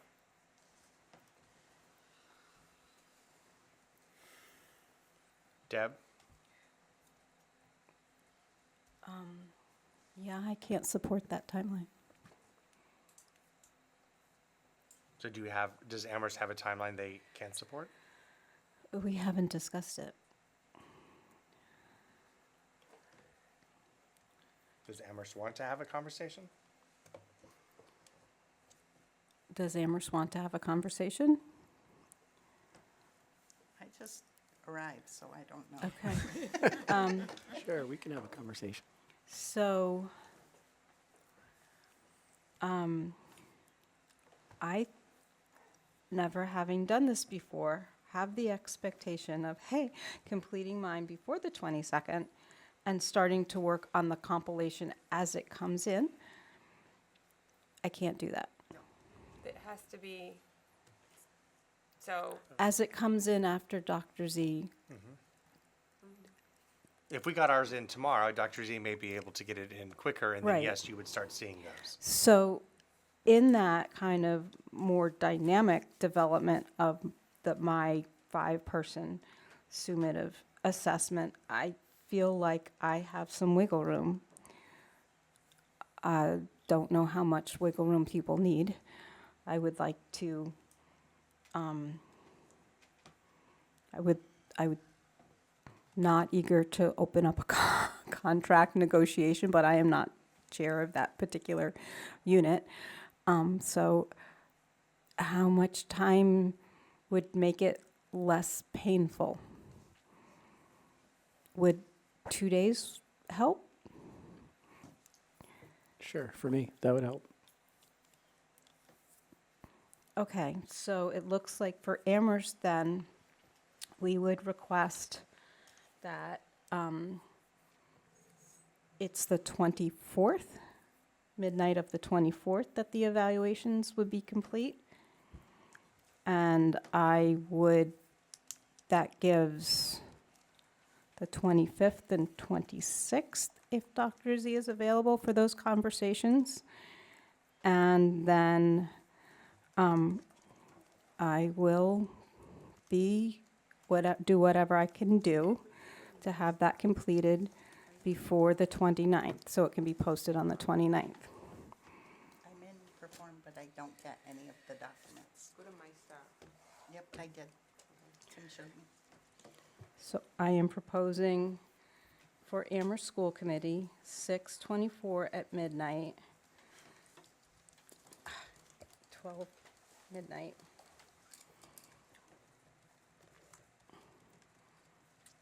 Opportunities for the conversations. Is Dr. Z available on the 26th for those conversations? 25th and 26th instead of 24th and 26th?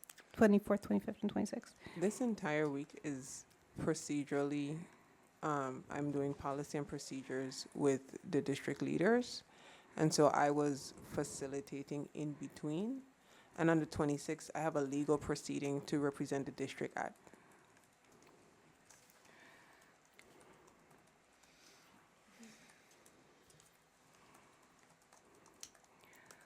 Can we have priority for the 25th? For people who have questions then?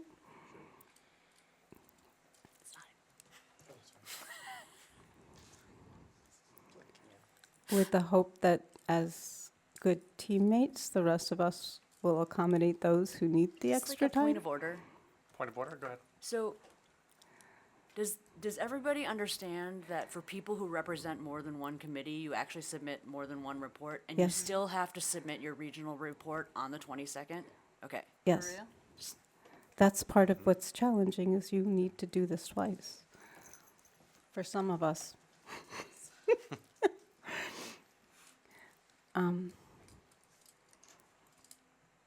So I'm asking then if, Can I say this feels very uncomfortable having to have Okay. this conversation? yeah, okay. Like this repeatedly, and then we still have other things to move through. So I'm going to go back to Sarah's suggestion and just suggest that there be a meeting with the superintendent and the chairs. And we could do a quick check-in tomorrow or something if we have time, and that be the decision. In all honesty, what is resonating and sitting with me is, if I did not meet my percentages by the deadline to present today, would you have been as lenient with me as you're asking me to be with you? I'm just confused because I thought the deadline was last week. And I'll So actually, then we thought we'd be reading them now and looking at them. I think that's where some people feel like it's a very short timeline to process. But I just got here. so I guess in an evaluation process, it's like a collaborative process where you present, you discuss, you have conversations. At least that's how employee evaluations happen or have happened in that regard. And so when the meeting was moved, we moved everything over in terms of when it would be presented. And it's a really great thing, because in trying, even today, in trying to submit, it was a issue on the back end and getting them submitted. So, I think we should just Point post- taken. I think we should, I think we have the information we need to have the discussion we need amongst the chairs and Dr. Z. So let's wrap up. Anna, you had your hand up. Did you still have a comment? No. Okay. Does anyone else have any comments before we move on? So just to reiterate, currently for the region, the 22nd by midnight, the 25th by midnight, and then we'll have our meeting on the 30th. Pelham is the same. Amherst is still in question. We will have a meeting tomorrow morning with the chairs. I know I have somewhere to be. At 10 a.m.? At 10 a.m. for the schools. And so I know that Dr. Z will also be there. So we will, I don't know when it'll happen, but I guess that will be in touch. So we are moving on to the next thing, which is to vote to appoint the Director of Student Services.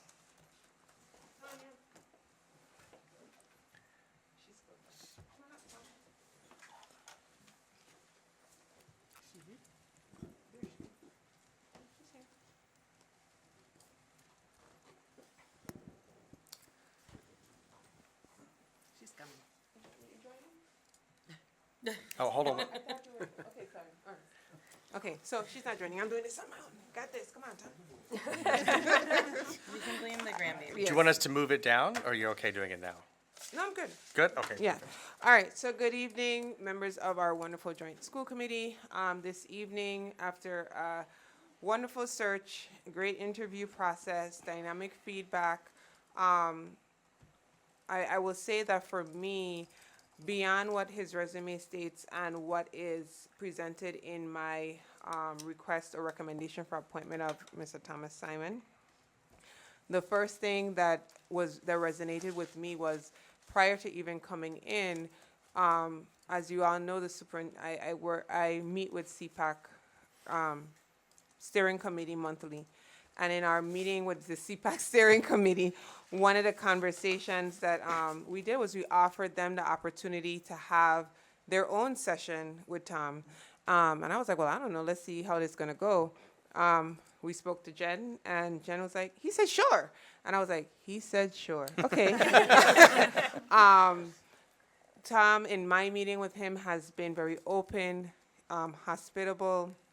And the one thing that he spoke deeply to is his love and need to reestablish and create a foundation for systems.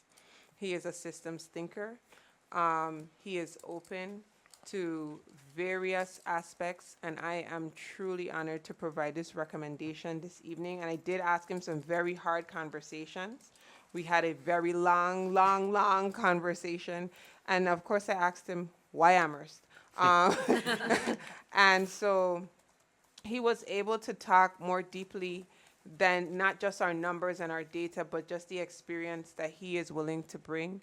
He is able to bring to the conversation the lens of not just compliance, but the child, and how the system can be strengthened for children. So Tanya, I don't know if you want to add anything real quickly?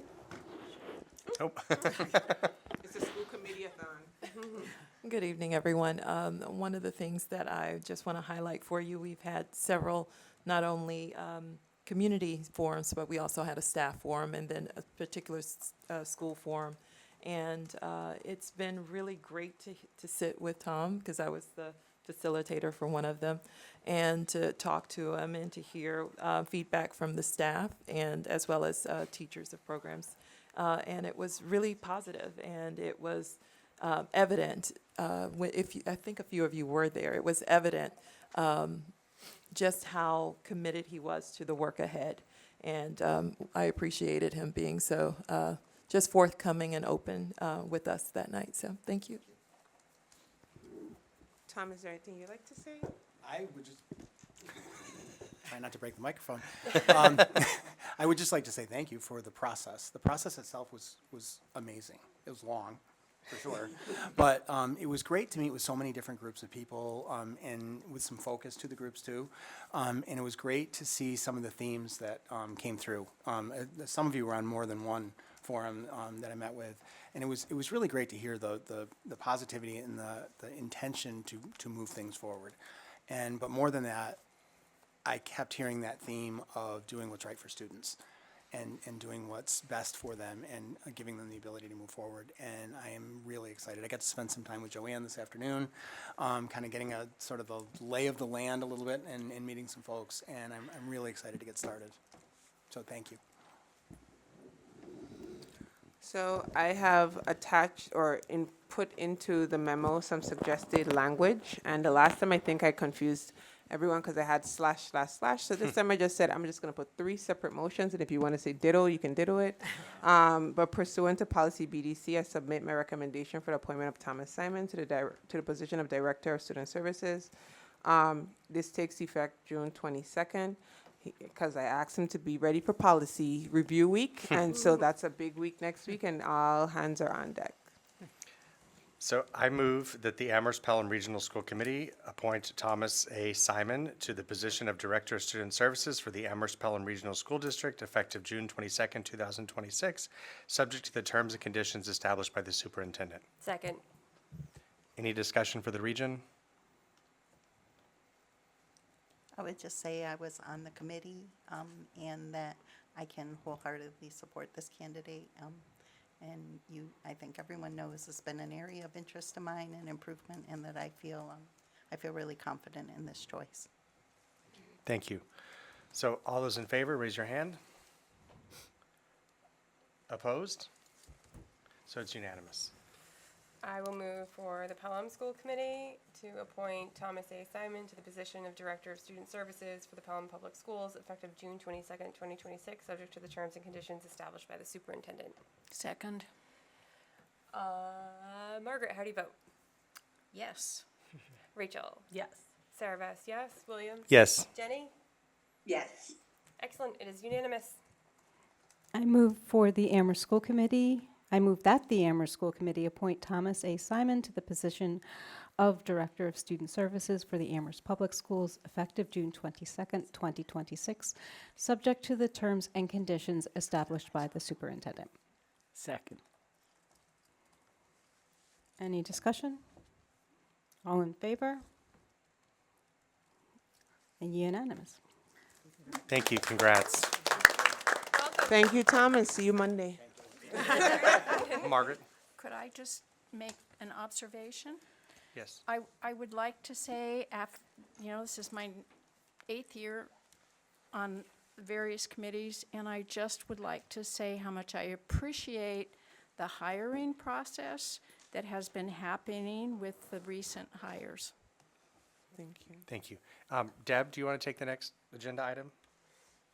Student Bill of Rights? Yes. Yes. Surprise. We So, talked about sharing, so we're trying to share. I would love to share. Surprise share. So, this idea came about in the fall. I think Sarah was one of the people who brought it forward. It came organically out of a conversation. I think the district embraced it and has been working on it and is presenting a draft to the committees for discussion, not approval. Is that correct, Dr. Z? Yes, with feedback. So this stemmed out of the conversation what we had in the passing of policy ACAA. And the Sarah Marshall did bring this forward and say, do our children know what their rights are in the district? I will say that each school does have a Bill of Rights, school-based in their, for the most part, majority in their handbooks, but the district did not have one. And so we worked to develop one that kind of encompasses a lot of the values. I shared it first with the district leadership team. They provided their level of feedback. I shared it with school leaders. They provided feedback, and now I'm sharing it with the school committee so that we can garner your feedback. Our goal is to edit this and have this ready to roll out in the fall. And we hope to capture everything, but I always say is I don't have everyone's eye, lens, and perspective in life and your experiences. So I may miss something, the team may miss something in a small nuance or even how we put words together. And so we welcome and we are open to feedback from the school committee. Oh, Sarah. Thank you so much for doing this. Yes, my concern was that we pass policy, and that's great, but students aren't ever going to look at our policies. So what is it? How do students know what they have a right to, and what's expected of the adults, for example. So great. I have two suggestions. Perhaps under the right to safety and well-being, I would like to be quite explicit and include that the students have a right to be free from inappropriate touching. Definitely. Okay, just spell that out. And in section 6, the right to privacy and confidentiality, the second bullet, respect for personal identity and sensitive information, I would ask you to include, add, including immigration status. And then I have a couple of questions. Don't know if you can answer them now, but how will students be made aware of this? How is it available to them? Are there going to be classroom discussions to make sure, in an age-appropriate manner that the students understand? And I think I suggested, I missed it. One more suggestion, the student responsibilities, to add that a bullet that they should contact a trusted adult if they feel a right is violated. Thank you. So once there is a the Bill of Rights, I'm interested to know how students will be made aware, and not just aware, but to understand and ask questions about it. So my thought process was, once we got this feedback, we incorporated into our next 2 weeks of leadership work, and determine what the adequate rollout is because this is going to be the overarching, but then the schools do majority of schools have their own. And then talk to them about how do we do that. For sure, it'll be available on our website. We know that, but we do want our students to be aware. We can email it out to all students, but we still have the younger students who we need to have those conversations with. So I kind of wanted to have that conversation with the leadership team. And then it's kind of recently, I got a nudge to do some equity work to address some various concerns. And so even having that be reviewed and have like a deeper conversation of how do teachers, staff members see us, like does this reflect everything, and is this something that we kind of want to, how do we want to make sure it rolls out so children are aware? I don't have the answer yet, but we're working on it. Thank you. Okay, just so folks know, I've got Rachel, Tim, William, Margaret, Bridget. Can I just go down the line? Is it okay? Do I have to do it in order? Well, I'm gonna go this way, because Rachel is the first, so Rachel's next. Rachel, please. Yes. Okay. 2 questions. One question, one thoughts. First question, Pelham has something similar to this. I'm just curious about how you're envisioning these relate to one another. Like, does this supersede what, or is this like a base that then schools can have more? What's the thought there? Well, that's a part of having the deeper conversation with the school leadership team to see, like, is there areas, I find that there are areas of alignment and they talk to each other. One of the things that I thought about was, in Amherst, we have the creation of 2 new schools completely who are just like revamping everything. Yeah. But I also want their Bill of Rights to reflect their culture and the climate of their school. So I really would like to have the opportunity to work with the leaders to see how best we can make sure that they align, and that they kind of, which I feel that they do, and from the feedback, it's not far off. Yeah. They work together in tandem. Okay. Maybe I have more than 2 things. I'll keep it quick though. For the elementary level, I think wherever you can add images will be really helpful for kids to actually understand what they're looking at. And that might be at the school building level rather than in this document, but that is a suggestion.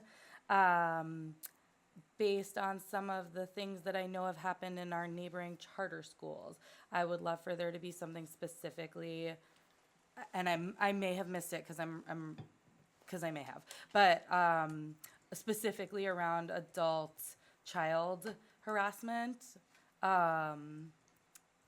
Like it says, be free from bullying, harassment, discrimination, intimidation, and retaliation, but I would love for there to be something specifically about the relationship between adults and minors.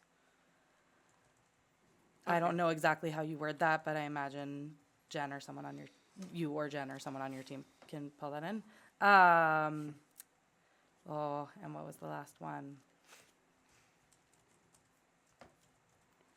Maybe that was enough. There was one more, but those were the significant ones. Thank you. Thank you. Andrew? Yeah, thanks. Thank you for this. Yeah, I think my comment is it feels aspirational, like a value statement, and because without remedies or processes, grievance processes stated in it, it just sort of feels like a value statement, which is a great start.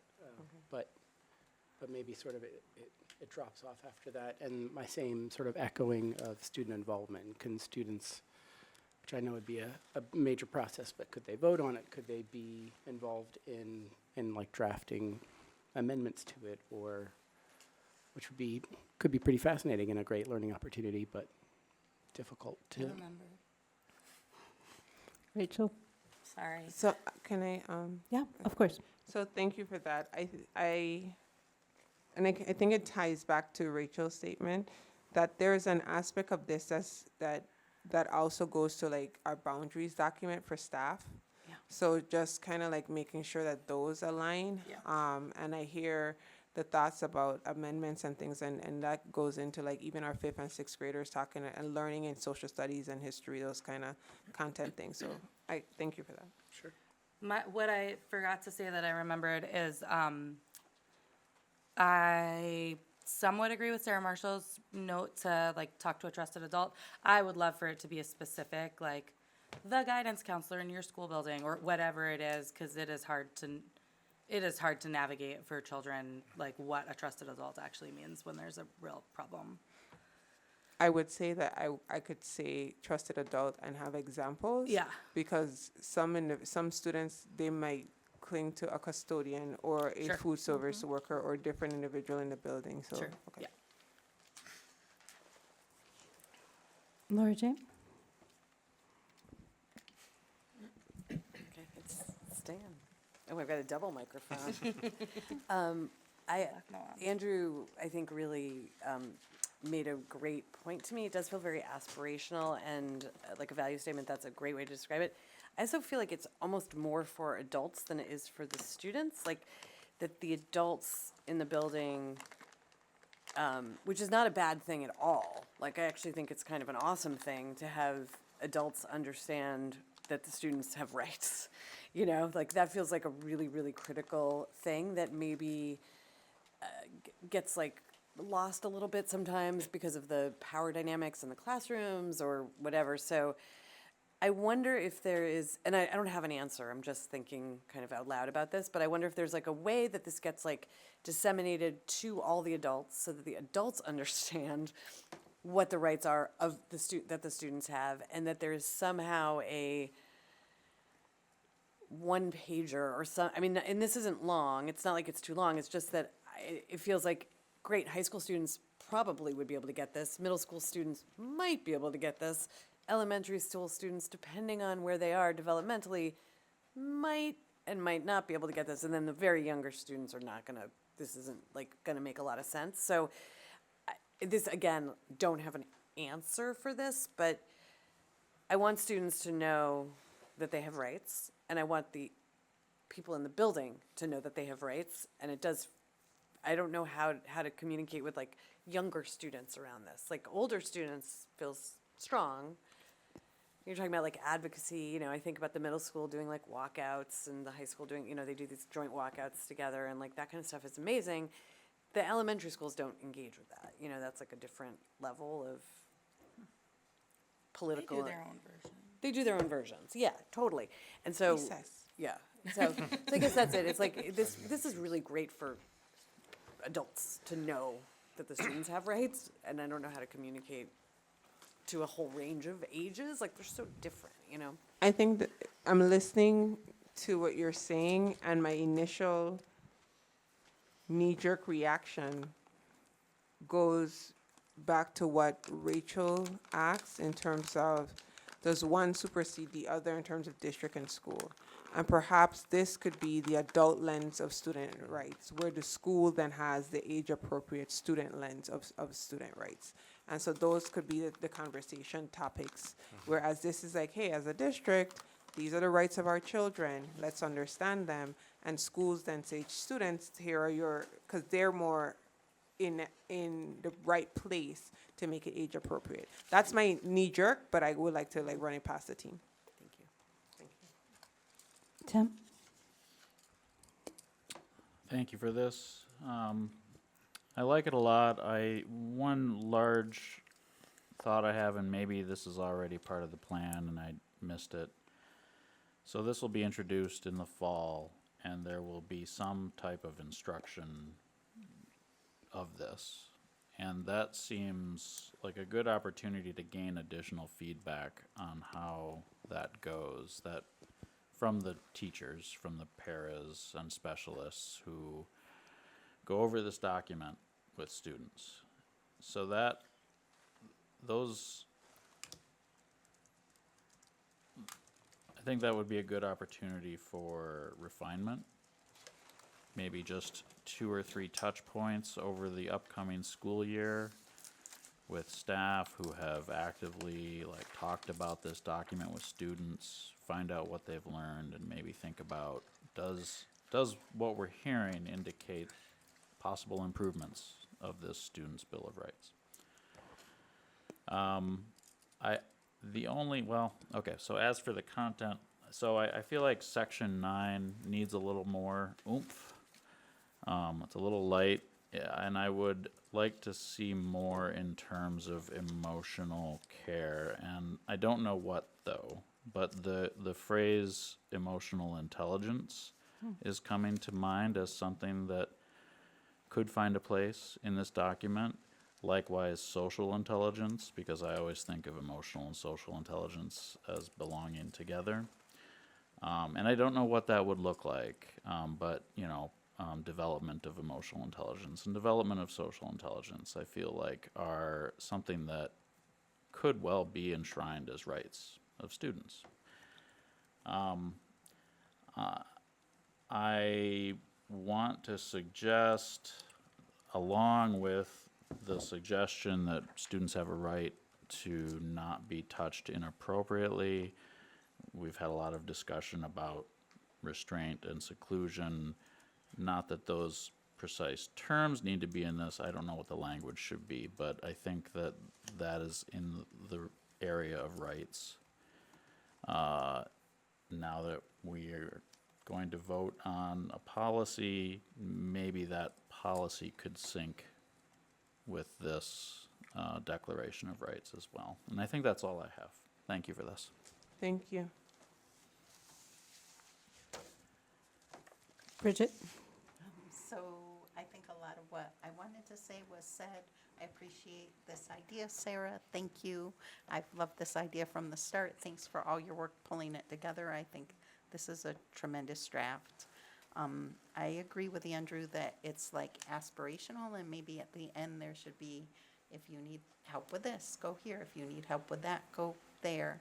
That type of thing. And one thing that seems to me like as a right that's worth mentioning is to have what you need to be successful as a student, or to something like that, because I just can't tell you on a personal level how many times I've been sitting and, at the principal's office because a student had acted out, but it was because they didn't have their gym clothes or they didn't have what they needed to participate well in class. And so if we address those basic needs, it makes things go smoother. And it is a right, right? Yeah. Sarah Beth?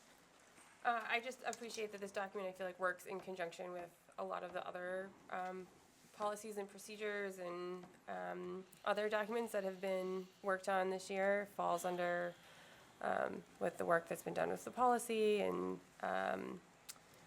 the portrait of a graduate, and they're all supporting documents to each other. So it's great to see them all tying together. William? So I think it's a strong document. My hope is it becomes more than a statement of values on paper. I want every student to know these rights. I want them to know how to access support when needed, and for us as a district to have ways to measure whether students truly feel safe, valued, respected, and that they belong. So I would +1 to what everyone has pretty much said here tonight. You said measure? You want us to measure? I scribbled off at one point. Well, I mean, that's not part of the student rights. It would be interesting to know, do the students feel like that they actually have these rights in the end? So I guess to measure how the students feel based on these rights, but that's not to change these rights. I would say that as a queer person, I know that privacy and safety are deeply connected. As the students' rights to be seen and affirmed should also include the right to control who has access to sensitive information about their identity. If we're serious about belonging, we should also be serious about confidentiality and protecting students from being unintentionally outed by our systems or practices. So I would want to clearly highlight that in the Student Bills of Rights. And I had a community member recently raise a concern to me that a visible PowerSchool alert regarding a legal name change is accessible by a broad range of staff.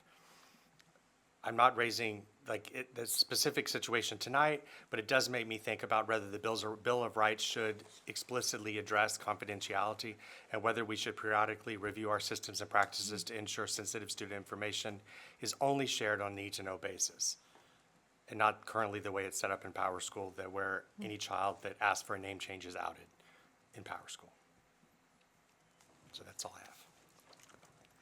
Can you send me especially the last incident that you spoke to? I scribbled it down, but I want to focus Supposedly on in PowerSchool, there is a symbol and a plus symbol next to a child's name if they've asked for a name change. I'll look into that. Okay. It's Deb. My, Just giving you time to finish your. No. Thank you. Scribble. yeah, Me too. I had the same question that Rachel did about, and Sarah Bess expressed about the alignment with the individual school, how you were going to work that out. And I was interested of your comment when you responded, the idea that each school has its own culture. So, thank you for that. Thank you. Yeah, I understand the need or desire to have this in some form that is like particular to the school. But at least within the Amherst schools, I hope that every child has the same rights, whichever school, and any school they attend. I mean, you wouldn't want, let's say, Crocker Farm to add 3 rights and, and, you know, what about Amethyst Brook? Do you gain rights or lose rights if you move from school to school? So I would just be on the alert to adding or subtracting as opposed to framing in a appropriate way for the school culture. Just one point of order, ask Jenny. Oh, I'm sorry. Oh.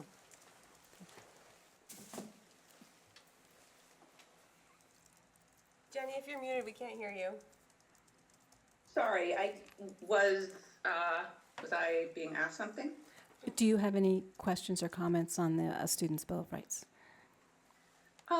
No, I mean, I agree that it is, it's good to have in place. I agree that I'm a little unclear on how it actually will be made, visible and meaningful for kids. It does make me think, and wonder whether we have ever considered or would consider having one or more students join the school committee. Because it feels like we have so much conversation about students without students. And having some student voice in these conversations would actually, I think, be really grounding and help us make sure that we're taking into account their perspective. It feels like creating a student bill of rights without student involvement feels somewhat performative to me. Just as a point, we do have, I think, 2 seats on the school committee for students.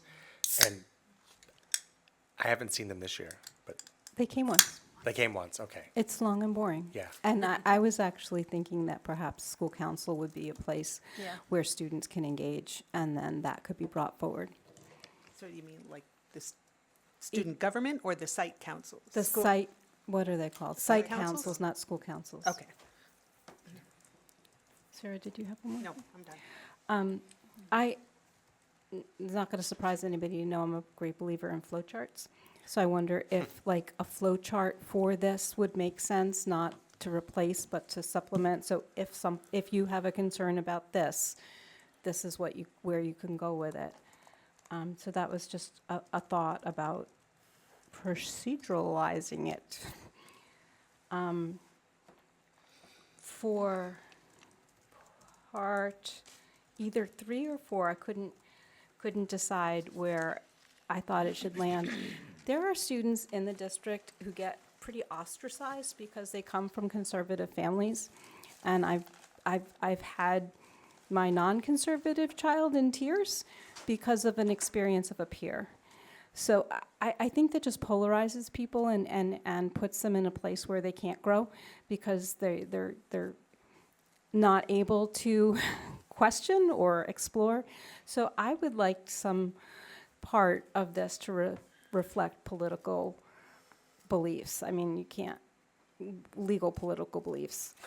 Well, that's what I think, and I've had that experience too in the classroom where there is somebody who is not, who is a Trump supporter, and that a child should be able to come to school and have that as part of their belief system and not get shouted down. I'm not a Trump supporter. I am a supporter of free speech, but I also think that is particularly in a school environment, you don't grow, you don't learn, you don't give up that if you just get entrenched in it. So, yes, Dr. Z? Noted. Noted. Is that no or no? So I was thinking either 3 or 4, and then sort of connected with that, but more large.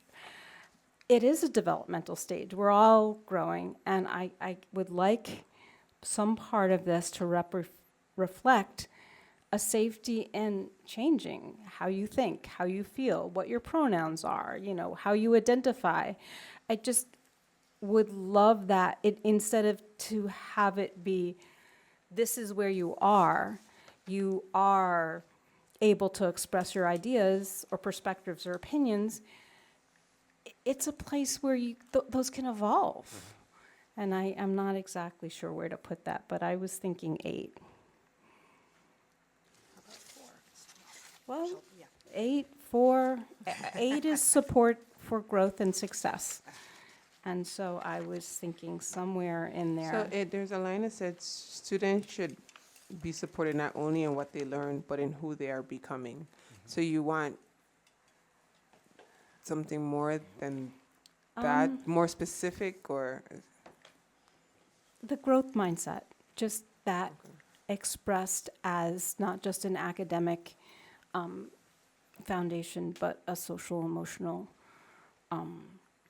political reality. Yeah. Okay. Thank you.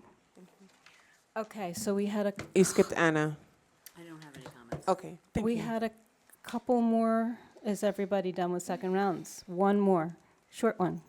It was related to what you were saying. Okay. I was just thinking about the way to frame it might be something like recognizing that identity development is a ongoing process for students. This is again from an adult lens, right? So like a way to think about this, but and that the right of a student to identify however they feel that they want to identify, even if that's something that is changing or transitional. I don't really quite have, I thought I had a better, but that kind of, like talking about identity development as being a, intersectional, multiple identities, and the right to express themselves, as long as it's not in any way harmful to others, I think. You know, like, there was a student wearing a I Heart Hot Mom shirt to school. Like, maybe that shouldn't be something that they wear, but, you know. I stray from clothing choices. So, I was gonna say thank you. Oh, right. That's what I was gonna say. I was like, thank you. So, thank you, everyone. But then I saw you pick up your paper, so I thought I missed something. Yeah, no, I'm good. I got my own policy next. Awesome. All right. So, thank you all. I will excuse myself. Thank you, Dr. Z. Thank you. Thank you. Thank you, Dr. Z. It's a nice way to end Thank you. Yeah. June. So next up, we have policy. Oh, shoot. So, Hold on. Where are these on the board? they're on board docs. No, where are these on? They're on Google Docs? Google Drives too, yes, but, yes. Because if you want me live, Well, we'll go through them and see if you need to be live or Okay. not, okay? sounds good. Like, oh, shoot. No, sorry. Sorry. So the first one we have is GBEC. I was looking at something else, sorry. Could you pull, oh, thank you. So we did have someone make a recommendation that we have these redlined. Last year, when I did policy, I think we did 3 for the year. So it was much easier to sit down and look at the past and look at the present and redline them. I think there's like 30 this year we've done. So that process was not as easily redlined, and I did not have the time to sit down today and to redline them. I will talk to other individuals, possibly Tim, he seems to be the person to go to if we have questions, about next year how to be able, I have not been able to figure out how to print with edits in there. Like when you print and then it I can show you how to. so we can figure out next year, I'll figure out how to like show the changes, but I couldn't figure that out on my own. So I apologize for that. I did have one correction that was emailed to me today, and so then that has been updated on these documents already. So GBEC, do we have any other thoughts on these, on this one? Sarah? But are you able to tell us if this is any different from the version we talked about So last time? to give you a process update, we were going through these for the first read. Jen is not here anymore. Jen seemed to be a little taken back by a few of the policies. So I did have a one-on-one meeting with Jen, and we went through them all. And she did edits, and then they all went to Dr. Z. And Dr. Z did edits, and then it went back to the committee, and the committee sat down and we talked about every single possible edit that a school committee brought forward, that Jen brought forward, and Dr. Z brought forward, and then we hashed them out and came up with this. I can't tell you word for word the exact changes, and I apologize. I will do better next time. Deb? I did download them last time. They are on board docs, the last one, so you could Oh, compare okay. them. Yeah. I mean, they are on board docs what they were, and they are on board Okay. docs of what they are today. I did not upload both versions. But it is uploaded on the last meeting we had. Okay, so then for the region, Tim. So we had a first read. Some of the policies have changed since the first read. Minor changes, yes. Minor changes, but you did say that Jen was taken aback, which caught my attention. That seems like more than minor. She didn't remember seeing them all. She wasn't horrified by them. She No, was just no, like, no. I don't remember. She just didn't remember all of them and had some questions about them. And so what had happened in the first round of 12 or 14 policies that we did, Jen was not able to make it to one of our policy meetings. And so I met with her individually, and we went through and put edits in. And then when we met as a whole team, we went through those edits. And I realized that process worked better. And so we kind of took a backtrack, because on this set of policies, Jen was in the room for all the discussions. But I realized it worked best if we had a private conversation, well, one-on-one, And then we took all the edits that she suggested back to the policy team, and then we worked on the edits together. So, in terms of process, if the policy language changes between the first read and the second read, is it really a second read? Yes. Yes. It is. It is. Okay. That's all. Are we trying to move to approve these as a whole, or are we going through them one by one? I think we have to go through them one by one. Okay. And so it is easier for the minute takers. If one person decides they're going to do the motions, and one person decides to second for the region, and then two people do it for Amherst, and then the same two people are different people, but do it for Pelham. But it's nice if we get a cadence going, so then it's easier for note takers. Sarah? If these are not going to take effect immediately, I think it would be good to have in each motion when it takes effect. Okay, Last time, we so- had like an additional motion after they were all. Correct. So I would strongly urge us to have that in the motion. And second of all, will any of these have to go to APEA? Have you I think thought every about new that? policy could Could, go. but yeah. So they will all be, APEA will be notified, all unions will be notified of all of these new policies. Mm-hmm. And they are not going to go into effect until July 1st. Okay, that's 2 weeks. That's okay. Okay. Deb? So a lot of our policies are proceduralizing, are policyfying already existent procedures. So I don't think, so there's procedures and we're writing policies to go with them. So I don't think some of the routine ones are really an issue. But I don't know which they are. So I But- just want to make sure that APEA has it, Yeah, you know. definitely. Yeah. They also are just afforded the opportunity. They don't have to Mm-hmm. negotiate over anything. So they can be notified and that could be sufficient. Take it from there. Yep. Yes. Just from a contract perspective, unless it really impacts like the actual work or their salaries, these aren't really things that they have the access to negotiate over, you know? The good news is it's not for us to worry about. We pass the policies, and then if people want to impact bargain them, they can, and then we will go from there. Anna? I move to approve policy GBEC. Second. Oh. She has it. Wait, which one, GBEC? GBEC. Okay. Drug-free workplace policy. Point of Effective, order? Oh, yeah, thank you. sorry, effective July, friendly amendment? Effective July 1st. 26. And you accept the friendly amendment? Yep. Okay, so any discussion? All those in favor? All those opposed? So it passes for the region unanimously. I move the same for Pelham. Second? You got to do roll call. I know. Jenny? Yes.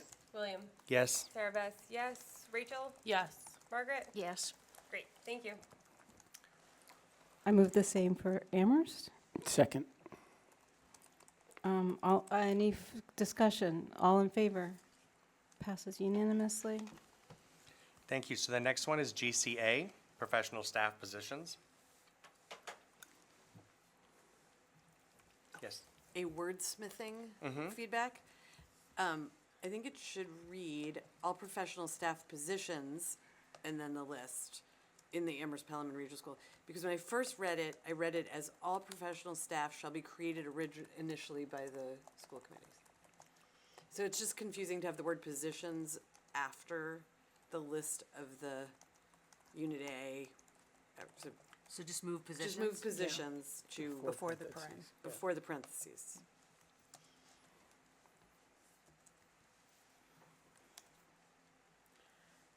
Any other comments? Yes, Margaret. Is this the appropriate time for a Pelham person to ask a question? Yeah, absolutely. We're doing this for all, we're doing questions for Okay. everyone. All right. So I think that'll be I easier. have this question about a couple of the policies. When they say that the school committee will create any new position, are all teachers the same? I mean, we're not gonna create a position for every single teacher or every single principal or every single assistant principal, is that correct? Correct. Yeah, okay. Any other comments or questions? I move to approve policy GCA for the region. Second. Sorry, I As have my the- hand up. Oh, sorry. Go ahead, Jenny. Yeah, I'm just wondering if this is overstepping on the part of the school committee. These policies around us creating professional staff positions, I honestly don't think that we are as well positioned or informed or experienced to know what the schools need as the superintendent and her office are. So it feels both impractical that we would do this and possibly ill-advised, and I just wanted to go on record as saying that. Thank you. Deb, and then I have Anna. Yeah, so in terms of things that impact the budget, that's where our purview lies, and that's why that is relevant.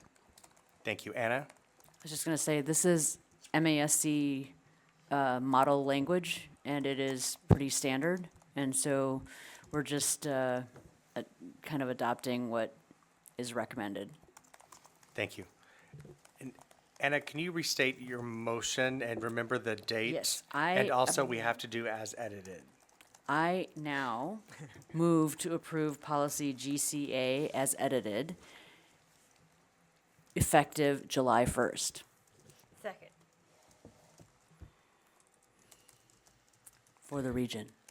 Thanks. Any discussion? All those in favor, raise your hand. All those opposed? So it passes unanimously for the region. I move the same for Pelham. Second? Margaret? Yes. Rachel? Yes. Sarah Beth, yes. William? Yes. Jenny? No. So it's 4 with 1 no, no abstentions, and no absence. It passes. Thank you. I move the same for Amherst. Second. All in favor? Passes unanimously.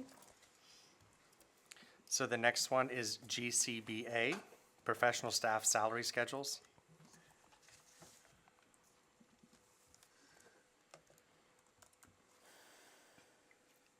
Any questions or comments?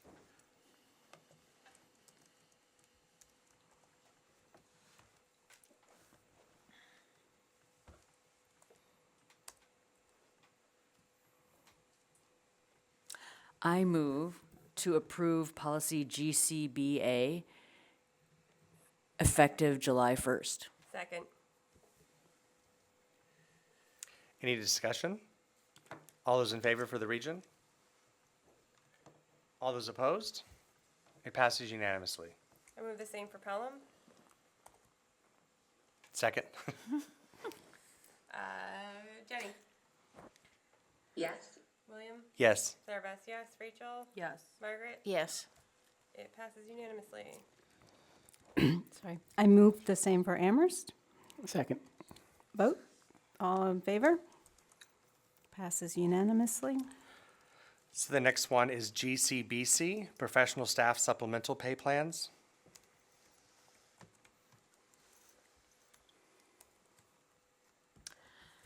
And I will make one comment that Sarah had brought up. What was with all of the jargon that was attached to them under the legal wraps?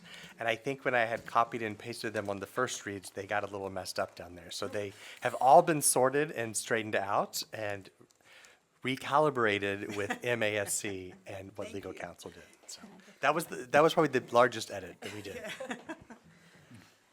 I move to approve policy GCBC, effective July 1st. Second. Any discussion? Yes. I have a question. It's not specific to this policy. What's going to be the practice now about the policies that it replaces? Are those going to remain in the manual but called retired or something? So Or most of these are all brand new policies. Okay. If it replaces a policy, then it just gets updated. And there is a date, I believe, on board docs that it says where it's updated, and then it would be updated. So we lose our previous, So I we thought there had was some value in- conversations about possibly being able to archive them. archive them, so Mm-hmm. we will look at that when Sarah Bess and I, just because she and I have done it once before, so I will ask Sarah Bess to help me with this. When we go on to post them, if there is not a way for us to type in updated and then still memorialize, I can't say that word, of what it used to be, then we will see if we can't retire it and then do a new one.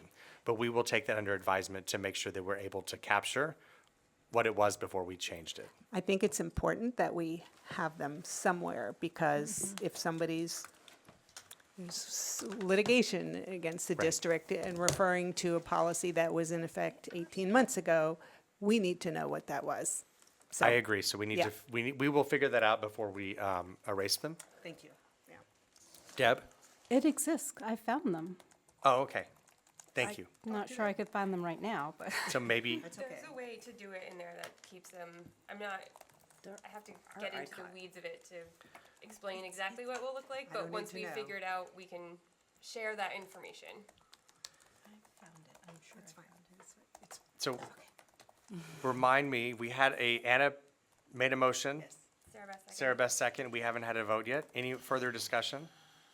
Okay, so all those for the region in favor?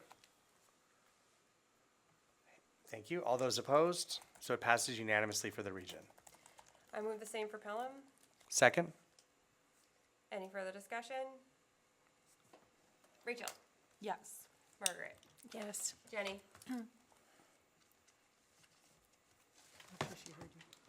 Sorry, yes. William, Yes. and Sarah Beth, yes. Passes unanimously. I move the same for Amherst. Second. Votes, all in favor?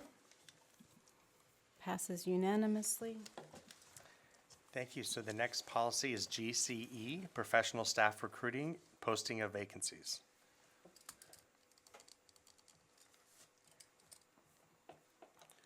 One change here was on the first line, I believe. It is the responsibility of the principals in collaboration with the superintendent. Those wordings were kind of flipped.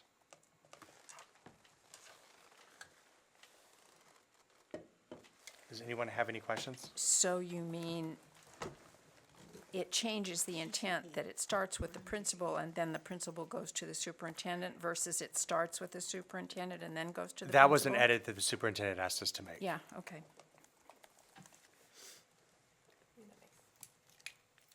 Yes. What is the school council? Where are you at? The first line, it is the responsibility of the principals in collaboration with the superintendent and where applicable, school councils. Go ahead. Shall I School, change? school councils exist at some of our schools. Pelham has one. I believe Crocker has one. It's like a parent committee that meets with the principal. They talk about the annual goals. Site councils is what we seem to call them. Yeah. Should I update it to school or site council? I think so. Tim, did you have your hand up?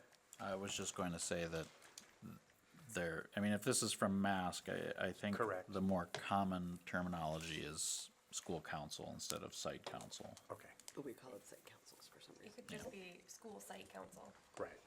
Slash. No slash, all one word, one thing. I don't know of them doing anything to do with hiring though. I know, that's what I'm also confused about. Where applicable. Yeah, it's fine, yeah. It's broad enough, it's fine.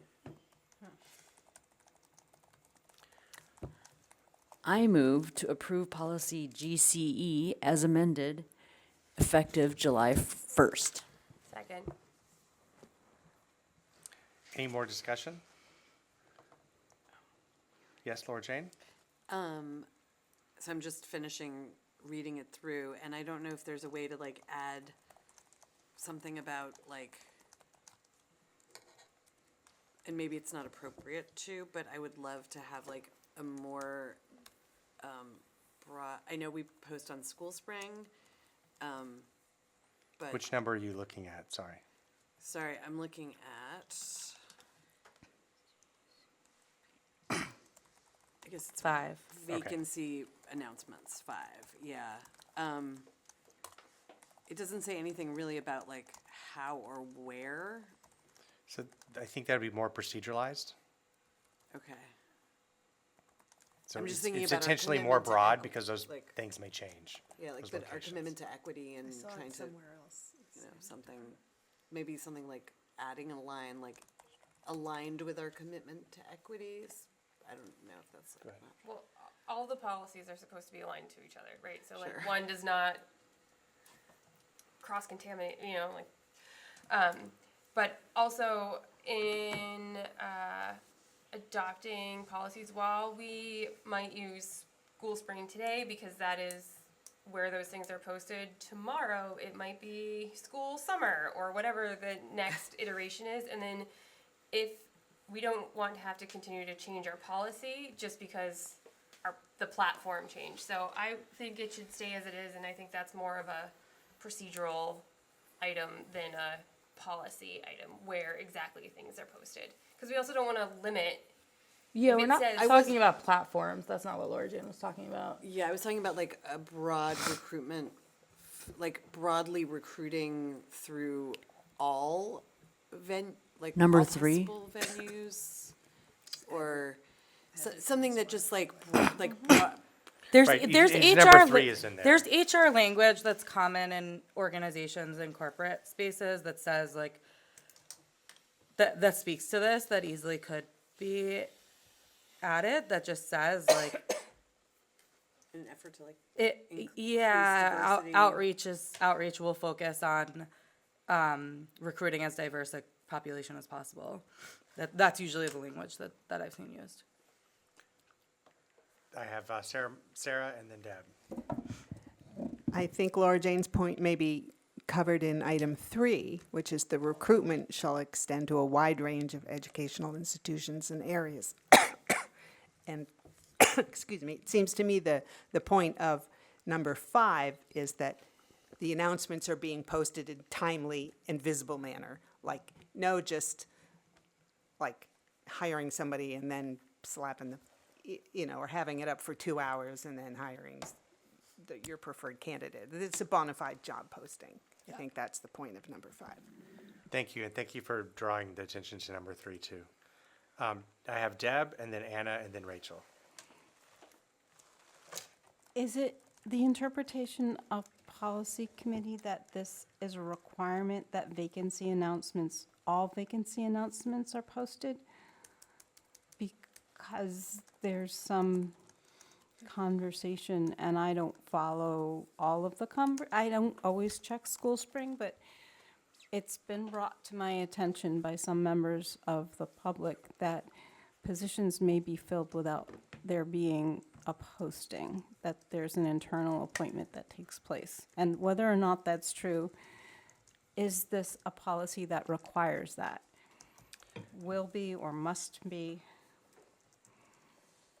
And in all vacancies, all vacancy announcements must be posted, must be publicly posted. I believe there was some questions and comments. I was trying to see if Jen was here. There was some questions and comments about how interims are worked. And so an interim can be appointed and there's not a vacancy, and then there is a process, our current practice, where then that interim becomes appointed or full-time, and so that vacancy would not have been posted. I'm not quite sure totally how to say that. I know Jen could speak more to that. So I can't say that this policy would say all vacancies, because sometimes there is an interim, and then the interim gets that position, so they haven't posted a vacancy. It's not clear to me that that's the only time that occurs. Okay. I wouldn't know one way or another, but I'd like to know. Dr. Z, are you able to answer that question? Oh, can you repeat the question for me? I'm sorry. Is it the policy, is this policy, when it's proceduralized, taken to mean that all vacancies must be posted prior to filling them? My interpretation is yes, but when we procedural, so for our current practices, we advertise our positions. I think that this policy also adds like an internal component, which we currently do as well. We email out internal positions. Every position type, dependent on their CBA and collective bargaining agreement, may have a different amount of time for advertising. So this will just be telling us that every position that we have, we are to advertise, but then we also have to stay within what's regarded in their CBAs. Okay, and so the advertisement of all positions, you said that internal positions are emailed out, not publicly posted, perhaps? So my understanding, no, so they are publicly posted and they're also sent internally. But I believe, I didn't read the final draft that made it forward, but I believe there's also like an internal component if we have internal applicants and how that's to be handled. So, but all positions are posted on our posting site, and then they're also sent internally. Thank you. Anna? I'm actually going to suggest one edit. And I think this aligns a little bit with what Laura Jane was saying. In number 3, the districts may also engage. I think it should say shall also engage. Number 3? Yeah. Okay. That was exactly what I raised my hand to say. Okay, so Rachel, you're good? You can, yeah, Okay. that is exactly what I was gonna And, ask for. did you have your hand raised? Yeah, And I then just have wanted to Tim. say that the next, excuse me, GCF does allow the superintendent to appoint somebody if there's a mid-year vacancy. So that's dealt with separately. Thank you. Tim? So I'm picking up, I think, what Deb was asking about, which is maybe an ambiguity, right, in this entire policy GCE about whether it applies to all vacancies. It doesn't really say, but number 1 suggests that it's the responsibility of the principals and collaboration with the superintendent, but that's about personnel needs. So, yeah, there's I guess a bit of ambiguity in this policy about there could be some vacancy that it doesn't seem to state explicitly that this policy applies to every vacancy. Margaret? Okay, so in item 4, internal candidates currently employed, blah, blah, blah, meet certification and job qualifications are encouraged to apply for openings where feasible prior to external recruitment. Opportunities will be posted internally to alert current employees. Does that mean that if there's a suitable internal candidate, it will not be posted publicly? No, from what I heard, how this would be proceduralized from Jen is that an email would go out telling people that this posting is coming up and that they would be welcome to apply within the whole process. But it will still be a publicly posted? Correct, yes. Okay, Yes. thank you. Bridget?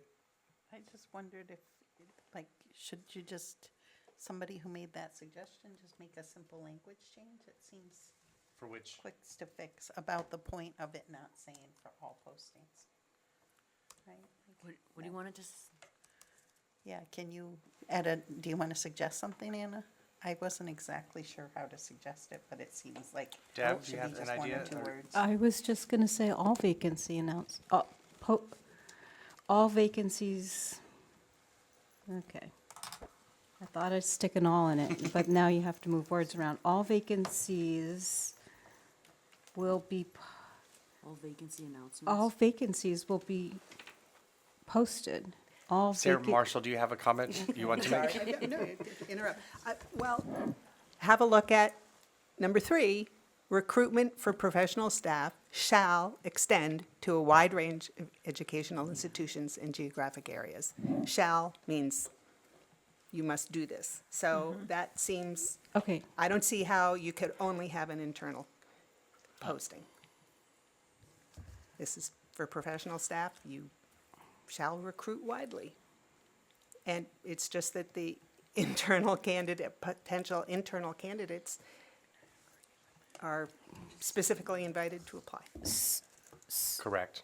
so my suggestion would be number 5 would be putting all in front of vacancy and turn will to shall. All vacancy announcements shall be posted. And then I'll stick a comma. With a comma. So that's After number 5. posted, yes, number 5. All vacancy announcements shall be posted, comma, in a timely and visible manner, comma, and then the rest remains the same.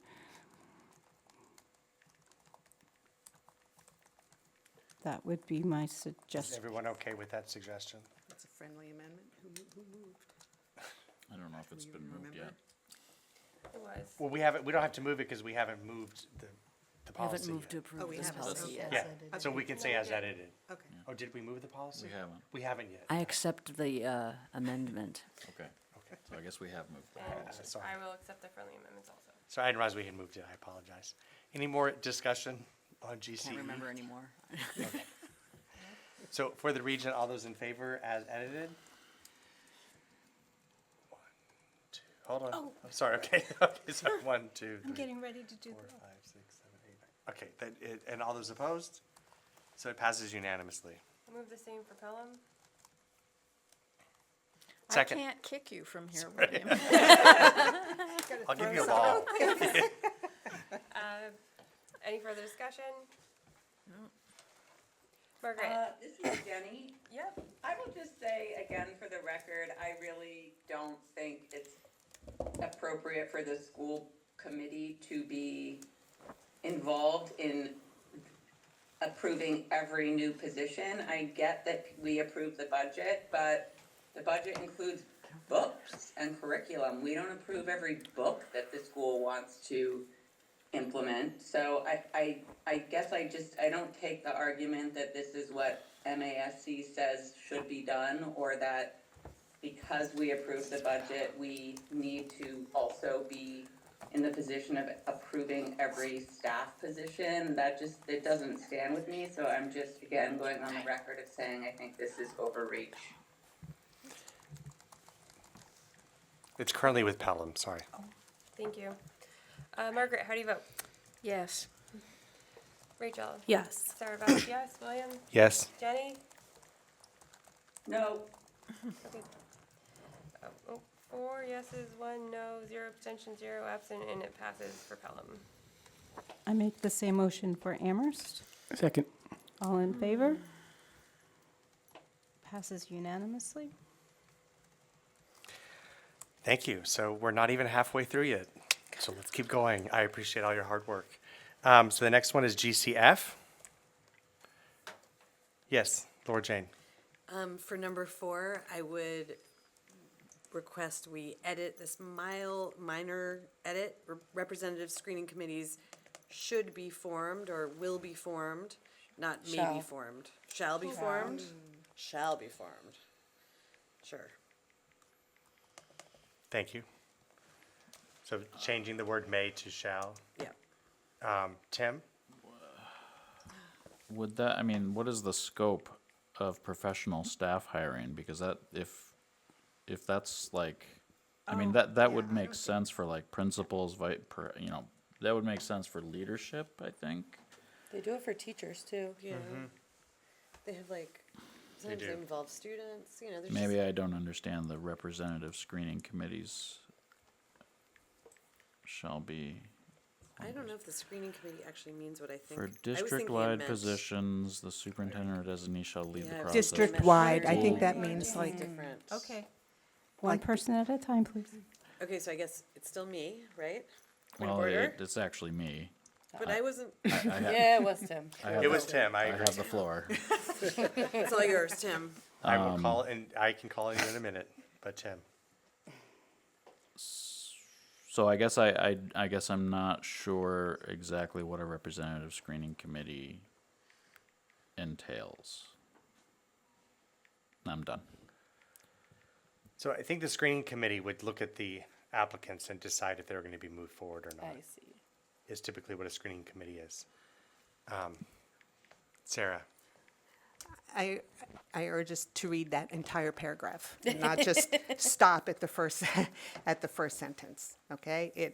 Because it goes on to talk about two different hiring decisions, and, you know, I don't want to say shall, must or shall or anything. I think it's fine the way it is.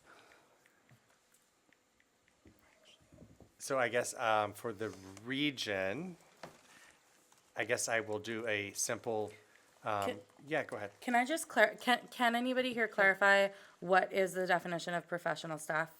Like what is that here? Deb? It's teachers and above. Okay, thank you. Teachers and what? And above, teachers, Yeah. principals, assistant principals. I don't know about central office, honestly. Okay. I So- don't think so. We have, someone suggested shall, someone has suggested keep it may. Do we, just so that we can move the process along, can we do a simple hand raise if you're okay with keeping it as may? Okay, so we're gonna just keep it as may. Thank you. Any other discussion on this policy? You had your hand raised? It's good. I'm Okay, you're good? Okay. I move to approve policy GCF as amended Nope. or not. No, we didn't amend it. No amendments. I move to approve policy GCF effective July 1. Second. Is it Thursday yet? Any discussion? All those in favor? Okay, so it passes, all those opposed? It passes unanimously. I move the same for Pelham. Second? Any discussion? Jenny, how do you vote? Oh, yes. Sorry. Completely wrong pipe. Sorry. No. You okay? Take a recess. I think so. I'm gonna. I'm breathing, so that's Okay, good. that's but good. With the wrong pipe, and I stopped breathing for a second. Seltzer really fights back. Yeah. Help yourself. Thank you. Yeah, I think I'm okay. Okay. Where were we? Jenny. Jenny, I'm sorry. How did you vote? I don't know if she's there. She voted no. Did she? No. Okay, thank you. William? Yes? Sarah Beth? Yes. Rachel? Yes. Margaret? Yes. I move the same for Amherst. Second. Everybody, Everybody raise. We're doing it. okay. Okay, unanimous. The next policy is GDA, How am I supposed to say it? support staff positions.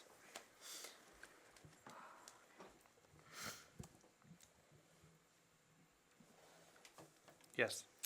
I just want to clarify that position does not mean individual, it just means title of the position, so like teacher or paraprofessional, and we don't approve an English teacher. Thank you. Any other discussion? Yes. The font should all be one font. It won't matter when we put it We'll on board put it docs. into board docs, yeah. I don't know why this one's a different font, but anyway, it is. Anna? I move to approve policy GDA, Second. effective July 1. Still second. Any more discussion? So for the region, all those in favor? All those opposed? So it passes unanimously. I move the same for Pelham. Second? Any further discussion? Margaret? Yes. Rachel? Yes. Sarah Beth, yes. William? Yes. Jenny? No. And it passes for Pelham. I move the same for Amherst. Second. All those in favor? Passes unanimously. Okay, the next policy is ADDA. I just have a question. about Yes. this one. So this one specifically calls out the charge. I think I mentioned this last time, but it's not a charge that we have any control over. So this one was taken word for word from MASC because that's what our council told us to do. Okay. Yes. I just was I'm not talking into the mic. Sorry, Milan. I'm apparently the biggest guilty party there, so my team loves that. I would like it to be amended to just say to not have a dollar number. It seems unnecessary. I don't see any benefit to keeping the dollar numbers in there. I know it's straight from MASC, but it doesn't seem like it will be substantively change anything, and I think it will make this live longer. Unless there's something I'm missing about that. Sarah Marshall? Well, I Or wonder. Sarah, sorry. It's okay. You're doing great. I'm trying. I wonder whether these dollar figures have any, correspond, in fact, to what it costs. They may just be nominal fees. I have no idea. Fingerprint background check might cost $100. I don't know. I don't know It if does it's say, real. it does say in there may be, I think they're It does- correct the right end of the- now, it but I is. don't know if they will be and next the end year. of the sentence says, which fee may from time to time be adjusted by the appropriate agency.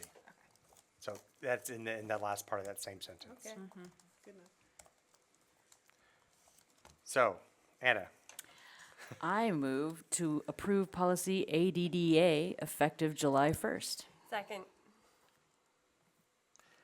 any more discussion? So for the region, all those in favor? All those opposed? It passes unanimously. I move the same for Pelham. Second? Any further discussion? Margaret? Yes. Rachel? Yes. Sarah Beth, yes. William? Yes. Jenny? Yes. All right, unanimous. I move the same for Amherst. Second. All those in favor? Passes unanimously. So we're more than halfway, so that's good. And the next one, which is ADDA/R, we do not have to vote on. We just have to include it per council. So it'll be loaded to board docs, but it's not something we vote on. Okay. So Perfect. don't ask me why, but that is what it is. So the next one is GCG, which is the substitute professional staff employment. Any discussion?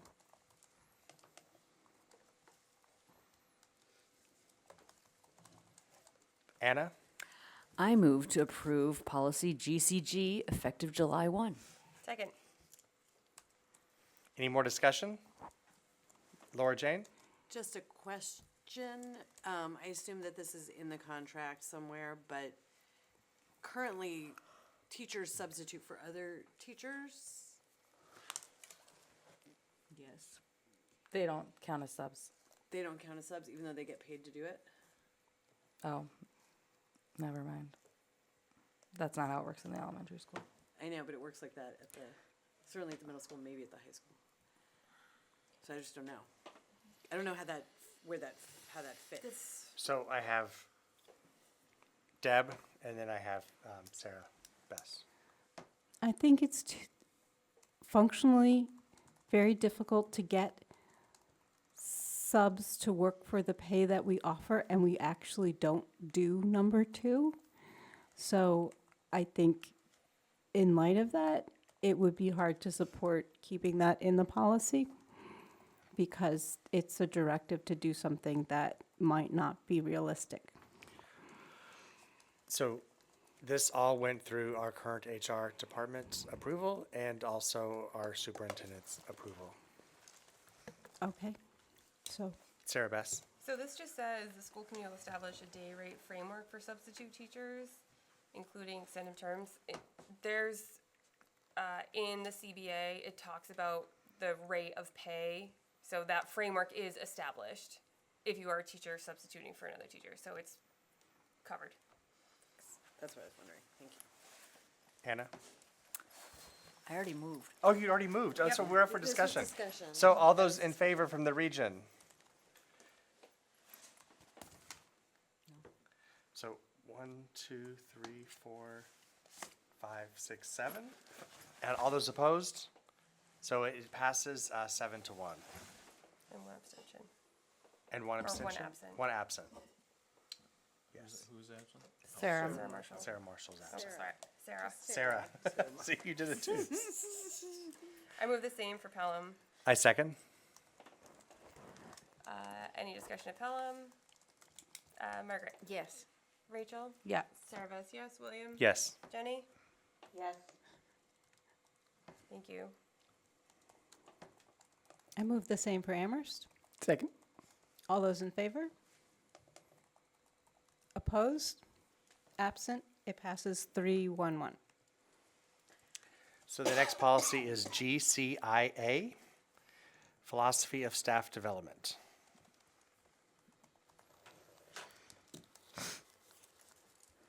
Any questions or comments?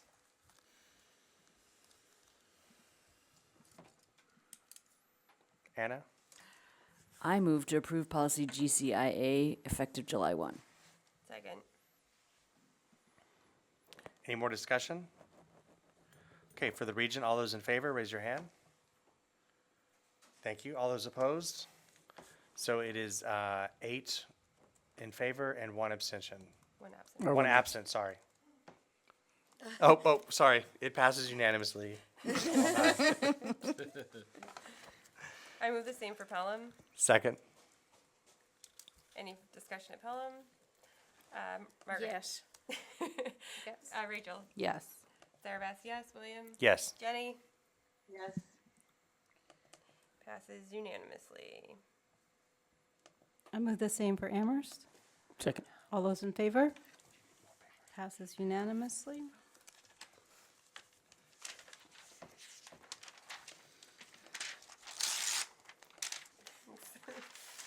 Okay. I've officially used up my entire notebook.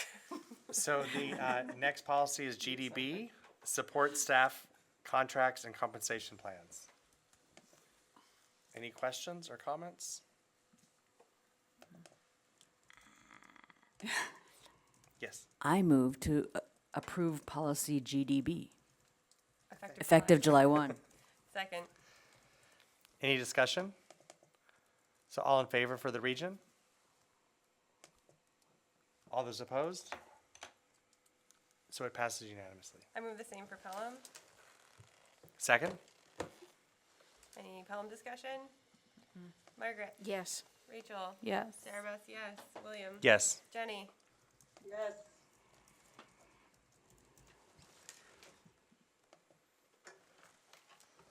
Passes unanimously. Passes unanimously. All those, I move the same for Amherst. Second. All those in favor? Passes unanimously. Okay, so I think we have 4 left. We're getting there. 3 and then a big one. Anyway, the next one is policy KB. And this one was revised This one is To- a revision. because it was caregivers before, and we were told it needed to be. Is this the one that we were told? Yeah, so In if fact, you it scroll, had to if you be. scroll down, it actually has what is currently, because this is one that's replacing one. So if you scroll down, it shows you what it is currently, and then at the top version is the new version. Does that And make sense? It is, Go ahead, Anna. so I think the first read may have used the term caregiver, but the second read is using parent and guardian because of legal advice. Correct. Could you highlight the changes? I know, yeah, From where? from the old one to the new one. Would you like to speak to this? Sure. So I wanted to make sure that it was broader than the previous one, although I still do see the word caregiver volunteers in 4A, just to, Oh, I know, you caught them all except for that one. where's it at? So this was really just to broaden the interaction between the community and the schools. Was the intention of that? Do you want me to go line by line? Okay. That's great, thank you. Yep. So we will change 4A to take out the word caregiver. Thank you. Just make it for catching that. Parent and guardians. Yep. Anna?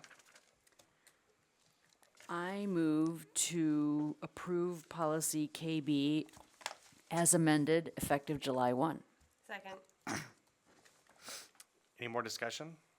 So for the region, all of those in favor? All those opposed? It passes unanimously. I move the same for Pelham. I second. Any Pelham discussion? Yes. Margaret, Rachel, Yes. Sarah Beth, yes. William? Yes. Jenny? Yes. Excellent, thank you. I move the same for Amherst. Second. All those in favor? Passes unanimously. Okay, so the next policy is B. Why can't I see it here? I think it's B-E-E-A. Yes. BEC. B-E-E-A. Oh, right. And this is one that I did correct Yeah. based on Sarah's things today.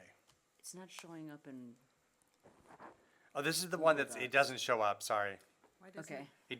On Google Docs, it shows up, but it takes a little while for it to find it. I don't know why. It's on Board Docs, though. Anna has been graciously live editing them for us, so then we can memorialize the changes in Google Docs before we post them. Nice. And this one's harder to find, sorry. Any more discussion on, or questions? Yes. I would love a sentence that says, the school committee should invite the relevant town representatives. I'm sorry, what did you say, Bridget? Sorry. A sentence that said the school committee shall invite the relevant town representatives. I know everyone's got different forms of town government, but I just think it's a good practice, because otherwise we spend a lot of months trying to communicate to them what we heard at that meeting. So what would your words be? The school committee shall invite the relevant town representatives to the annual budget hearing. Okay, so I don't understand. To speak as members of the public? No, just to attend. Like, let's let them know what's happening, To invite listen. them. Yeah, because I think it saves a lot of people who like either programs their children count on, or their positions that they really value, or their own jobs from like going through the trauma of having to lobby us once, go lobby again there, but also like, I think it just concentrates all the discussion in one place, and people could understand better if they attended that time. So I have Sarah Best, then Sarah Marshall, Sarah, and then Tim. Sarah Best. I think it could be good practice. I'm concerned about including it in a policy. I also have slight concern. I like that it's just inviting, not that, because we can't make them come. So So I'm going to make a Yes. quick note before I move to the next person. So BEEA, we noticed was we were out of compliance with this policy because we were not doing mailings. So this was updated because we were not practicing what was in our policy. So I deleted mailings is all that I deleted. Next year, policy is going to be going over all the Bs. So if we would like to, at that time, take this conversation that Bridget has brought up, we could do that next year, when we will be looking at all the Bs. I wanted to bring this policy up to compliance because we currently do not do mailings. But we can also change it tonight too, if we want to change it, to add this. Just don't know if I'll remember in a year. I can't live edit it. I can't find Right it. now, my Yeah, I know, habit is yeah, I know, just I'm sorry. reminding people, before and never with enough notice, so I would love if it were in the policy. You don't want to play that game. So I have Sarah, and then I think it was one other person, Tim? So Sarah.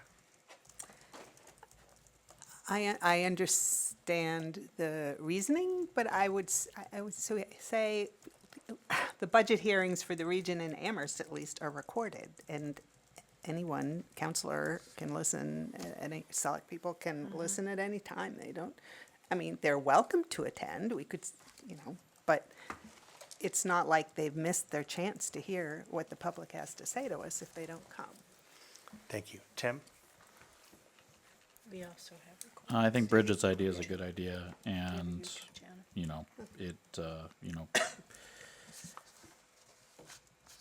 but there is sort of like, we would need to wordsmith it, I think, for the sake of specificity. Like, we can't send anything to a town, we have to send it to a specific role, recipient, or committee.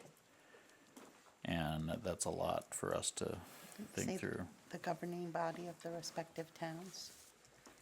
And The I thought governing it's body.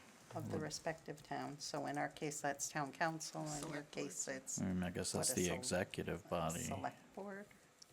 I don't know what. Governing body of Leverett is town meeting. You're right. Okay. Yeah. So, so we have a civics education to go through before we can figure out how to update this policy, I think. But it could be the town administrator and the town manager, or the town administrator or town manager. We have it of in our relevant charter towns. that the town manager attends, but I don't think I saw it yet. Yeah. Thank you. Deb? It could just say select board or town council. Did you have your hand up? Sarah? No. No. It's fine. So I feel like I'm not quite sure where we're at, if we want to change this language tonight or not change this language tonight. So if we could just raise your hands if we want to adopt the policy as written, raise your hand. 1, 2, 3, 4, 5, 6, 7. So I think that's the majority. So I will welcome everyone to bring their comments on this policy next year. But for tonight, we're going to adopt it, possibly adopt it as written. Anna? I move to adopt policy BEEA, effective July 1. Second. Any discussion? All those in favor? All those opposed? It passes unanimously. Oh, are you abstained? I'm sorry, I didn't, I apologize. So That's it's okay. 8 with 1 abstention. No worries. I move the same for Pelham. Second? Any further discussion? Jenny?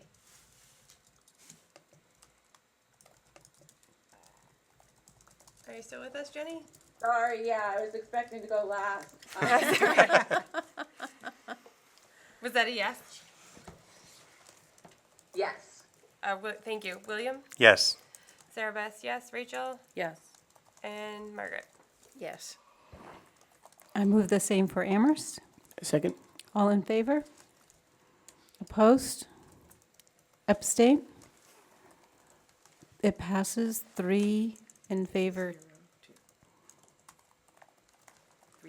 302. Okay, so our next policy is policy BEC. And this one meets Sarah's requirements of having highlights.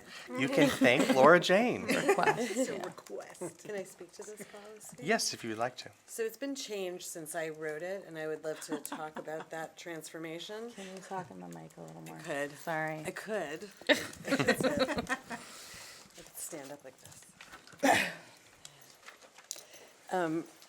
When Rachel and I attended the mask training called Charting the Course, the one that all school committees are supposed to attend, there was a discussion about this.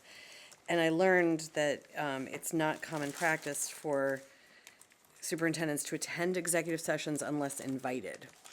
And so I did some independent research and kind of randomly chose a bunch of towns and looked at all of their policies related to executive sessions and found that in fact ours was the only one that had the superintendent attending the executive session sort of as a matter of course rather than as invitation. And I can see that it's been changed, and I'm sure there's probably some attorney language that was probably brought in here, but it feels to me like this language, the highlighted language, the piece makes it sound like the superintendent is supposed to attend all executive sessions unless excused. And I really don't, I think we should return to the superintendent should attend when or designee should be invited to attend, unless their attendance is their legal right. And that's the difference that I feel like it's really unusual for a superintendent to attend every executive session, or to have their designee or, like their second or whatever, just attend without invitation. So I'm curious again about why. So could you scroll up? So that is the sentence there that's in yellow, but then could you scroll to the original, keep scrolling down to what we currently have? It's right below number 9. Well, I also wanted to make sure it was gender neutral. What it 'Cause did our say old one was the not. superintendent and or his designee will attend all executive sessions except those which pertain to the superintendent's employment, is what our current policy says. So what our current policy does not do what I just heard Laura Jane state. Our current policy says the superintendent and or his designee will attend all executive sessions except those which pertain to the superintendent's employment.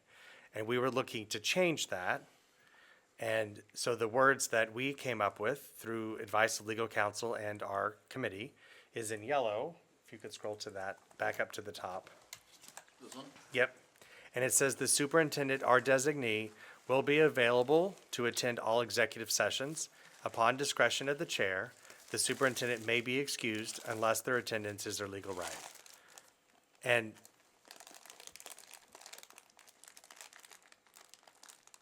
we had an executive session.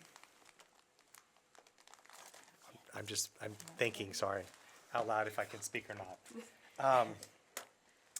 Where it may or may not have been, I don't know, I'm trying to, I can't don't speak, think you sorry. can. No, I'm gonna stop. But I think the important thing is maybe thinking about it from like matching what most districts in Massachusetts do, which is the superintendent is invited to join rather than available to join. I think historically, it sounded like many superintendents ago, who knows how many ago, many ago, we had an issue where the superintendent was not coming and we needed the person to be here. And so that's why that sentence was put in originally into this policy. And now we're trying to create more flexibility within the policy to best meet the needs of the districts. I'd be interested to see what town council has. Sorry, Sarah. Okay. No. So I'm gonna, I currently have one person, and then, oh, do you have your hand too? I did. No, but it's fine. okay. So I have 2. Sarah? How about, would it be straightforward to say the superintendent or designee will attend executive sessions at the request of the chair? Oh, I like that. But they have the right to come Right. without the chair's permission Right. on some executive Well, sessions. that's fine, unless attendance, then you just scratch, like, just make it one sentence. Okay. The superintendent or designee will attend executive sessions at the request of the chair unless their attendance is their legal right. Okay. That reads kind of funny, though. Hold on one second. Is Sarah somebody Beth? live? Type- I am fine with the language as written. It says will be available to attend. Doesn't say they have to be, and it says upon discretion of the chair, they can be excused unless it's their legal right. So I think it covers all those bases. Thank you. Rachel? I really like Sarah's edit there. I wanted to address the or designee, and I don't quite know, but Sarah, maybe you can help here. I would really like it to be clarified that when we say designee, we mean executive director, assistant superintendent, like. their number two, not an administrator level replacing them. I don't think we can clarify that unless we Then take I out would the not designee. like it to say or designee.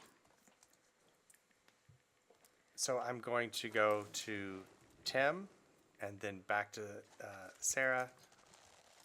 Did you have your hand up again? So Tim. Thank you. So I agree with what Laura Jane is saying and Sarah Marshall's Just Sarah. suggestion. So here's my revision of Sarah Marshall's rewrite.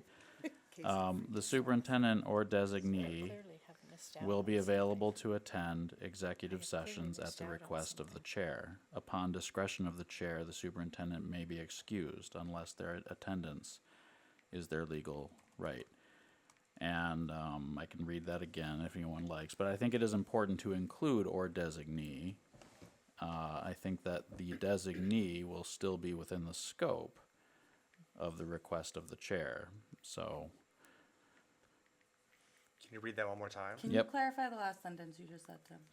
So Sorry. the superintendent or designee, I think, is important because sometimes if the chair decides we need the superintendent at an executive session, and the superintendent truly is not available, we need their designee. And that designee, I think the choice of designee is not solely up to the superintendent. Because if the superintendent says, I'm going to send person X, and the chair says, that's not going to work for me, this is at my request as chair. Got it. Okay, so, yeah. Thank you. So I'll read it again. The superintendent or designee will be available to attend executive sessions at the request of the chair. Upon discretion of the chair, the superintendent may be excused unless their attendance is their legal right. Thank you. So we have Sarah and then Deb.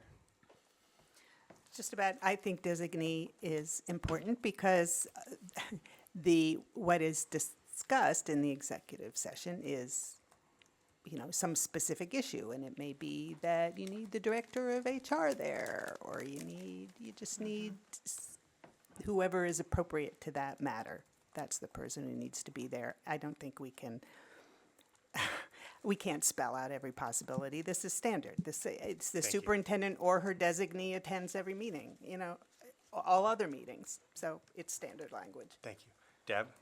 I think it's sufficient to say designee with the understanding that the designee would be somebody who has that level of authority of the superintendent and not worry about other personnel.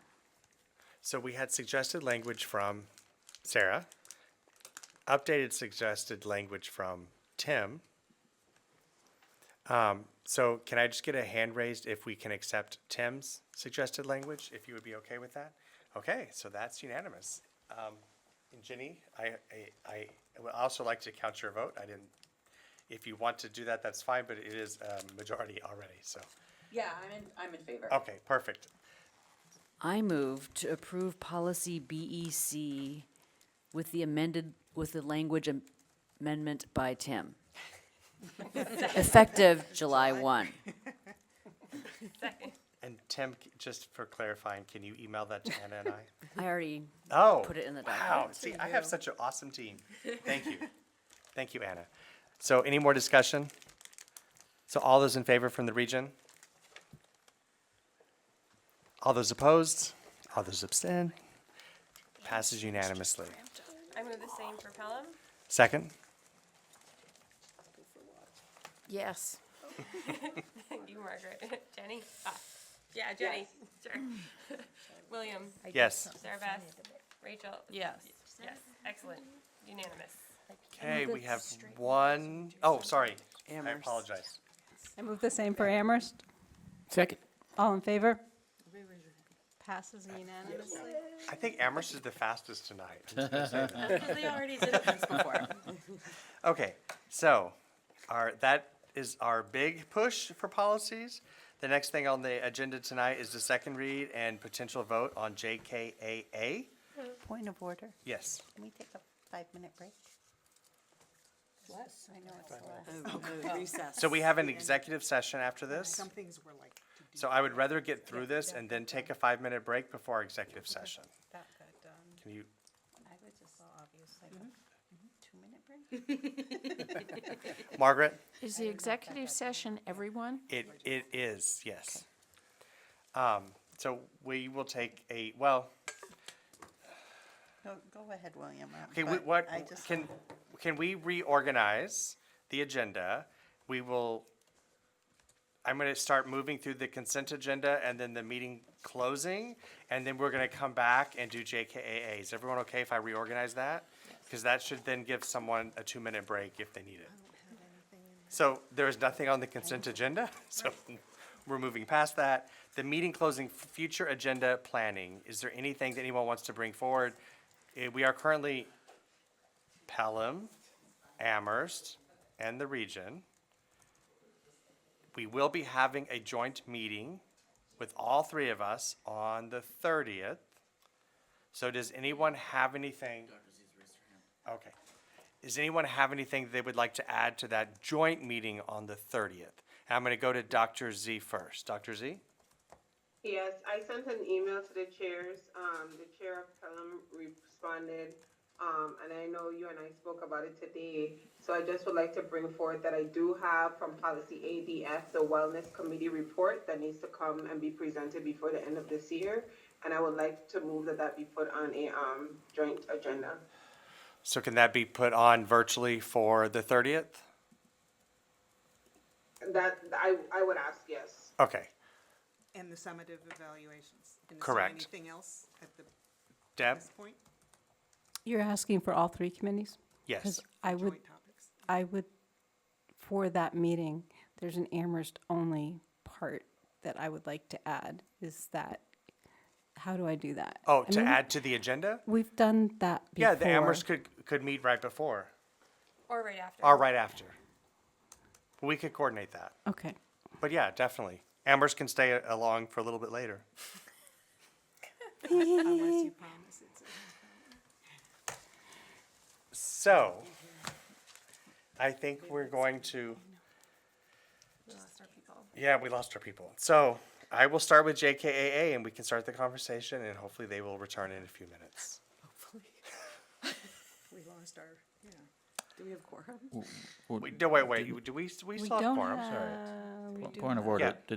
didn't you just reorganize the agenda in order to have a 5-minute recess Well, before for a 2-minute recess, JKAA? for a 2-minute A recess. 2-minute recess, excuse me. It's been 2 minutes, but they're coming.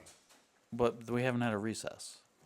No, we didn't have a, no, we reorganized so those that needed to take themselves out, they could missed it. while we were doing.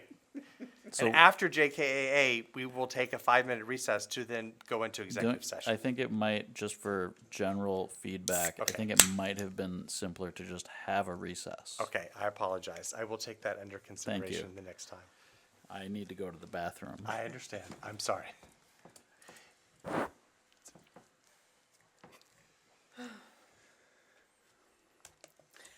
I just went to the bathroom. As So long do as we we're wanna- killing time. Do can we I want ask- to take a 2-minute, do we want to take a 5-minute recess quickly? Yes. Okay, let's take a 5-minute recess really quickly. So that's for all three committees. Yes. We'll be back in 5 minutes. Sorry. You should wanna just say the try. time? Just try. So 9:57. Just give it a good try. Everybody just try to pee. Sarah, Marshall. Exactly. Marshall. There you go.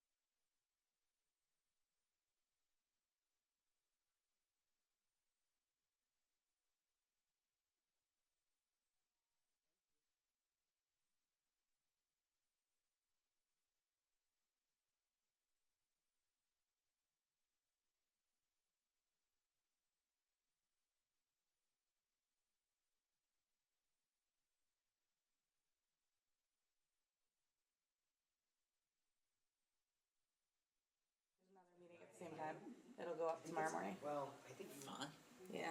Oh, By next week, we're gonna be able to stream two at once. So not quite yet. I heard about that.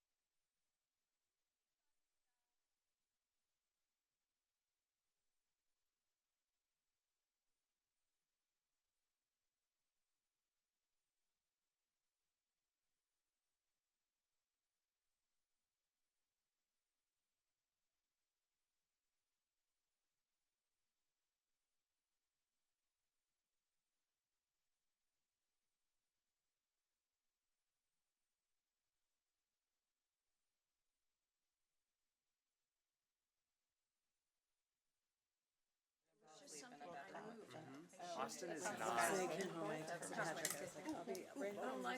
Austin is not reflective. I've been to the other side, I've been to El Paso and Las Oh, yeah, that's a great place area too. I went to college and loved Texas Tech, so yeah, yeah. Because they had a field trip Yeah, I to haven't Park been in and that grilled whole like big chicken swamp burger. Yeah, they got it from the. It's a swap. Okay, There's a permission. we have 1 minute. I really aggravated the place where I had. Deb, you have 1 minute. Because you were stretching too far? Because it's asymmetrical. Milan, we're about to go back on. And so it puts extra stress on one side. Oh, And let's, then last, we're back. Tell me. Are we good, Rachel? Yeah. Okay. So we are back in session. Sorry for the confusion of taking a break, not taking a break, but we are back. So we are going to start with JKAA. So Bridget, do you want to speak? So this is a policy that we brought through the Amherst School Committee already, and it's here for its second official read, but the third read because we also considered it on the same day that we looked at the December 2025 version that this would replace. And it comes into alignment with the standards that go into effect in August. But is also a process of significant input, both from this community and statewide, as we undergo a change in the processes of restraint and seclusion. So I think I've spoken on this one quite a bit, and I don't need to say a lot, but I'd love to get feedback. If we got to a version that Amherst could pass as well, then we'd all be in alignment. There are two very small things in the document that after people, start talking, I think I need to make a change on. So what the policy that we have presented tonight, we have tracked changes. This, I had to go through and accept the changes to then be able to print it this way. So this policy is not word for word what Amherst passed. It's written here. There are exactly 5 changes, a small amount suggested by the lawyer and a small amount suggested by Joanne Smith about how to operationalize it. But in my read, it was nothing substantial, and it really took into account both the feedback from CPAC about some discussion of where the change would go in language, and came to a good place. Yeah, the last policy meeting we had representation from CPAC that was there and made some public comments, and were able to then work in some of their edits. And Joanne was also there, and we were able to work those in and Bridget and I had a conversation with Michael Joyce before that and brought those edits into this. So my hope is that we pass something tonight for the region and for Pelham, and then I hope that Amherst also passes it as revised. So I'm going to go down the row because I know we have a lot of people with comments and thoughts. So Ginny, do you want to go first? I don't have any comments. Thanks. Okay. So then I'm going to go over across the way to the person who's been kicking me all night. I just want to make sure I understand. So what we're looking at here tonight, Michael Joyce saw this version. Correct. So this includes all the edits that were made along the way that you've just talked about. Correct. So we had very specific questions for Michael Joyce, and we asked those questions, and then we worked those answers into this. We had to, I can't say that this is, because Michael Joyce did push forward a policy, and so some of those, like, he pushed forward a policy before we ever wrote a policy.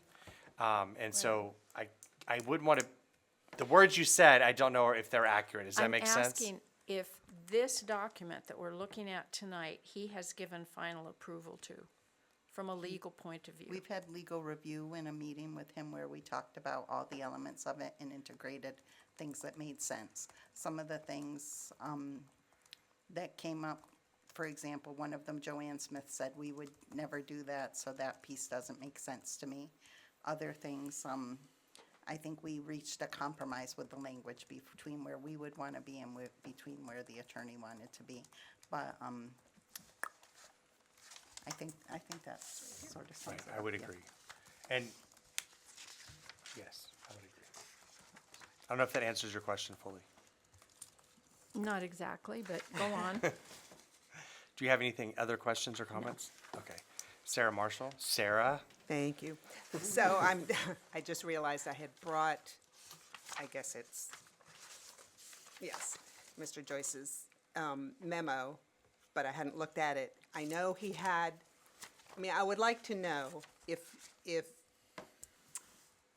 this version has incorporated the change he recommended that I don't remember exactly, and I can't find out, but it was like, So in the memo, you know, with there's things like, something specific about,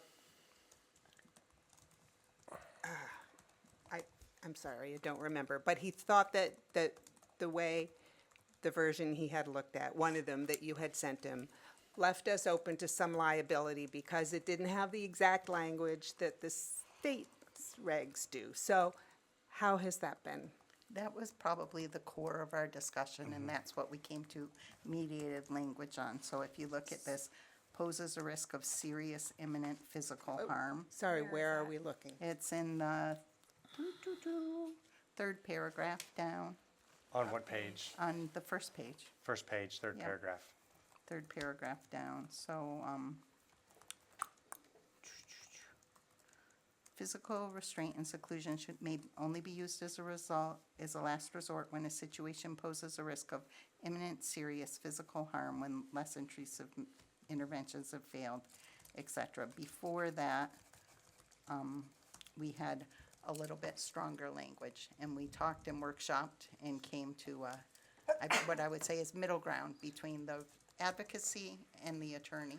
And at the end, he said he felt comfortable and they felt comfortable, and I felt comfortable with the fact everybody was not perfectly happy, but felt we could go forward enough. with it. Okay, And thank so you. council, yes, it was the three of us on the phone, and so we didn't get off the phone until we came to these new words in that Yes, paragraph. all right, thank you. That's, And we did address everything that was in the memo, yes. Deb? Can you speak to the changes on page 5, in particular? Sorry. There was discussion around the one Amherst had voted about immediate, also the within 24 hours, and then the mandatory. There's 3 parts of that page that I would like. I think they're still the same, aren't they? No, Deb, no. I'm in front of the, like, the document with the changes in it. Okay. Just 'cause so I could explain that fairly well. But this is actually something that is Amherst we need to think about as well. Because we have a policy that says 12 hours, not a policy, but a motion. I think a motion that says 12 hours. Yep. And I feel like this is a little stronger. We took out within 24 hours and said same day. Okay. And so it says document immediate phone attempt, and then voicemail if available, and then electronic notification before the end of the school day. And when we talked with Joanne, she said they probably operationalize that as end of the teacher's school day, but that would be end of the school day. And so we took out within 24 hours because I think that, that conflicts with what Laura had said, but we still need probably some change to Laura's if we keep within 3 school days, final report mailed in the student record, because hers says, oh, let me see the exact language, but her motion said, doop, doop.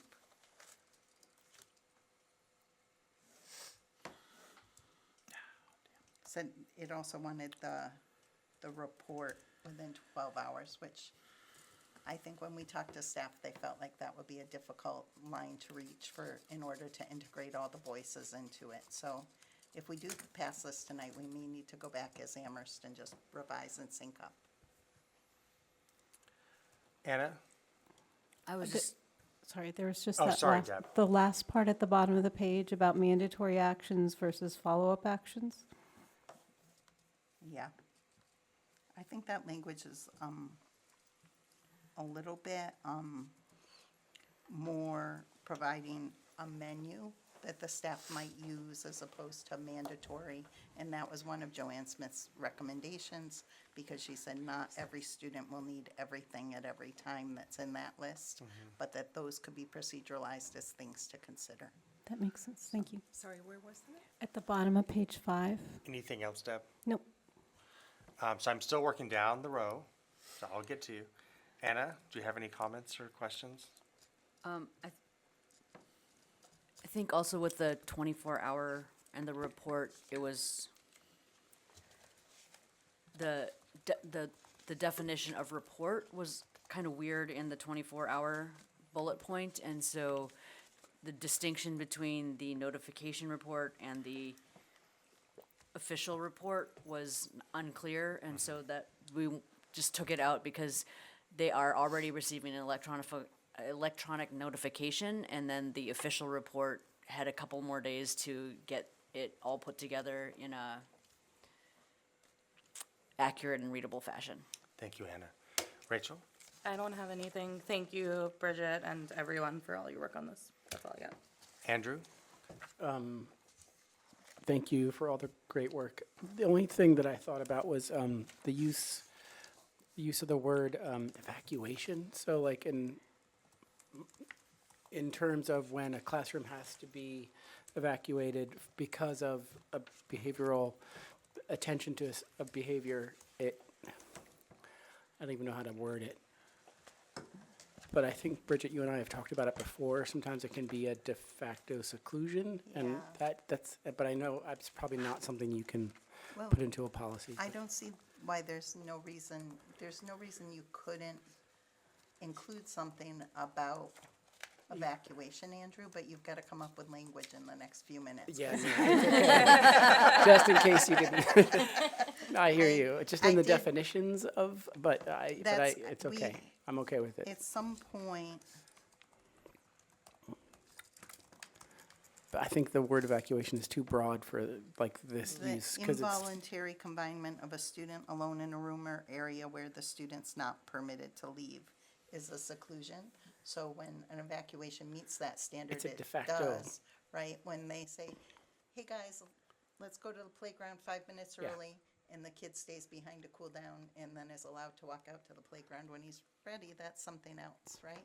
it's something else. So I get notifications that say your child was relocated to the library because of an evacuation, and it doesn't say what or how or why. And But I get that's because of legalese and protecting people's privacy, but which I respect. So I think we can leave it as is, but I just thank you for your work. I think when it comes to the point, Andrew, that people are reporting that as what sounds like a seclusion, and that fits the definition, and you should make sure all the procedures are followed, because it should be a very, very rare case that that happens. Right, right. And you want to make sure the people involved are being careful and doing it with intent. Thank you. Laura Jane? I do have things. First of all, Bridget, amazing, amazing work. I want to, I know you've been working on this for like Since a year. December. Okay, that's almost a year. Feels like 8 months maybe. And I really, really appreciate your commitment to this work. I would suggest that we go through and just do a find and replace for the word caregiver, turn it into legal guardian or parent/guardian, one of those, because I know we're trying to move away from caregiver, right? And I guess my only other kind of question, I'm like shouting because I'm standing, I'm sorry, is how we are going to make sure that, I know there's the implementation, I'm reading the implementation part, but one of the things that we have sort of been battling with, certainly in Amherst, the Amherst committee, is like, how do we know what's actually happening when we're told it's happening? And I guess maybe it's something like we want every 3 months a report, something that doesn't put an undue burden on staff, but we want somehow to track this. And maybe it's in here and I'm just not seeing it. But there is something about like wanting, I think that after all this work of trying to get this right, we want to make sure that we know it's happening. So right now, we have procedures aligned with this policy shall be approved by the school committees, reviewed annually, and shared with staff in training and made available to all families. Do you feel like there's another sentence or something you would need in that area, or something more than once a year? I do. Should we get data? I feel like. Yeah, I feel like data should be furnished to the school committee every 3 months or something like that. I was just going to say, I think that's something that we can request, as each school committee chair can request that, but it doesn't have to be in the policy. Can I just respond? Well, one second. Yeah. Do you have more, Laura Jane? No, those are my two things. Okay. I do think we should have a more regular somehow check. Okay, thank you. So I'm going to finish going down the row, and then I'll come back for people's seconds. Tim? Bridget, thank you so much for this. I am, I would hear periodically from members of CPAC how it was going from their perspective, and I was looking at different documents posted to board docs at various times and making notes to myself and doing my own research, and a lot of that is now more or less irrelevant. A lot of it was angsty about Michael Joyce's memo, so I just won't get into that now because that mostly appears to be resolved. And I asked CPAC members to kind of distill for me what their priorities were. This was just last week, just because I was getting lost in the different versions of the documents being posted. And most of it has been satisfied, their priorities. They named 4: same-day notification for parents, neuroaffirming trauma-informed professional development to educate use of restraint and seclusion, and we'll get back to that in a moment. Getting rid of compliance tasks to end seclusion or restraint practices. In other words, the practice of having the child demonstrate compliance in some way in order to end the seclusion or restraint episode. That's in there quite clearly. I lost track of where it is, but it's in there very clearly. Definition of isolation is in there. Evacuation is not, but I appreciate what you're saying. We're not going to be able to come up with a legally precise and valid definition here as a school committee, so I don't want to make that a blocker for us. But I do want to name that that was a priority for CPAC. So now back to training, and CPAC's public comment submitted in writing goes into this in some detail. So, CPAC wrote, we want to thank all of you, especially Bridget Hines and the Subcommittee on Policy, for your incredibly hard work on JKAA for the last 8 months. Lots of notes of appreciation. And they say, we hope that the Regional School Committee will vote for the same policy this evening with one minor change. We strongly recommend that the Regional School Committee remove any specific mention of safety care from the text of the JKAA policy. And they go on about alternatives to safety care that they have researched, that they have contacted directly in terms of organizations that develop and provide those trainings. For example, Ukuru is kind of their primary one that they consider as being most suitable for using instead of safety care. I want to reinforce their request that we remove safety care from the policy. It is named in there. There's It's on page 4. yeah, just search for safety, because the hyphen, it's the there's something up with the hyphen in the text. Found it. Yeah. Yep. Is that control function what? It's capitalized and hyphenated. Now, collaborative and proactive solutions, CPS, is already named in the new version of JKAA, and that's good. But it's only part of the professional development kind of set that CPAC has curated for the district. So I want to honor their hard work in this. I want to remove safety care. We could put Ukuru in its place. The language is already flexible in the sense that safety. I know that one is more expensive, Tim. Well, so the language currently is all staff in specialized programs and all building administrators shall be trained in safety care, comma, CPI, comma, or equivalent de-escalation and physical behavior management programs and meet recertification requirements. So the sentence as it is now does not commit the district to using safety care, but given CPAC's well-researched and strong opposition to safety care as a professional development option, I do want to remove it. If we put Ukuru in its place, it also does not commit us to Ukuru. But it holds it up as the standard. It holds it up as, yeah, I mean, it's basically a very strong statement either way. If we leave safety care in there, we are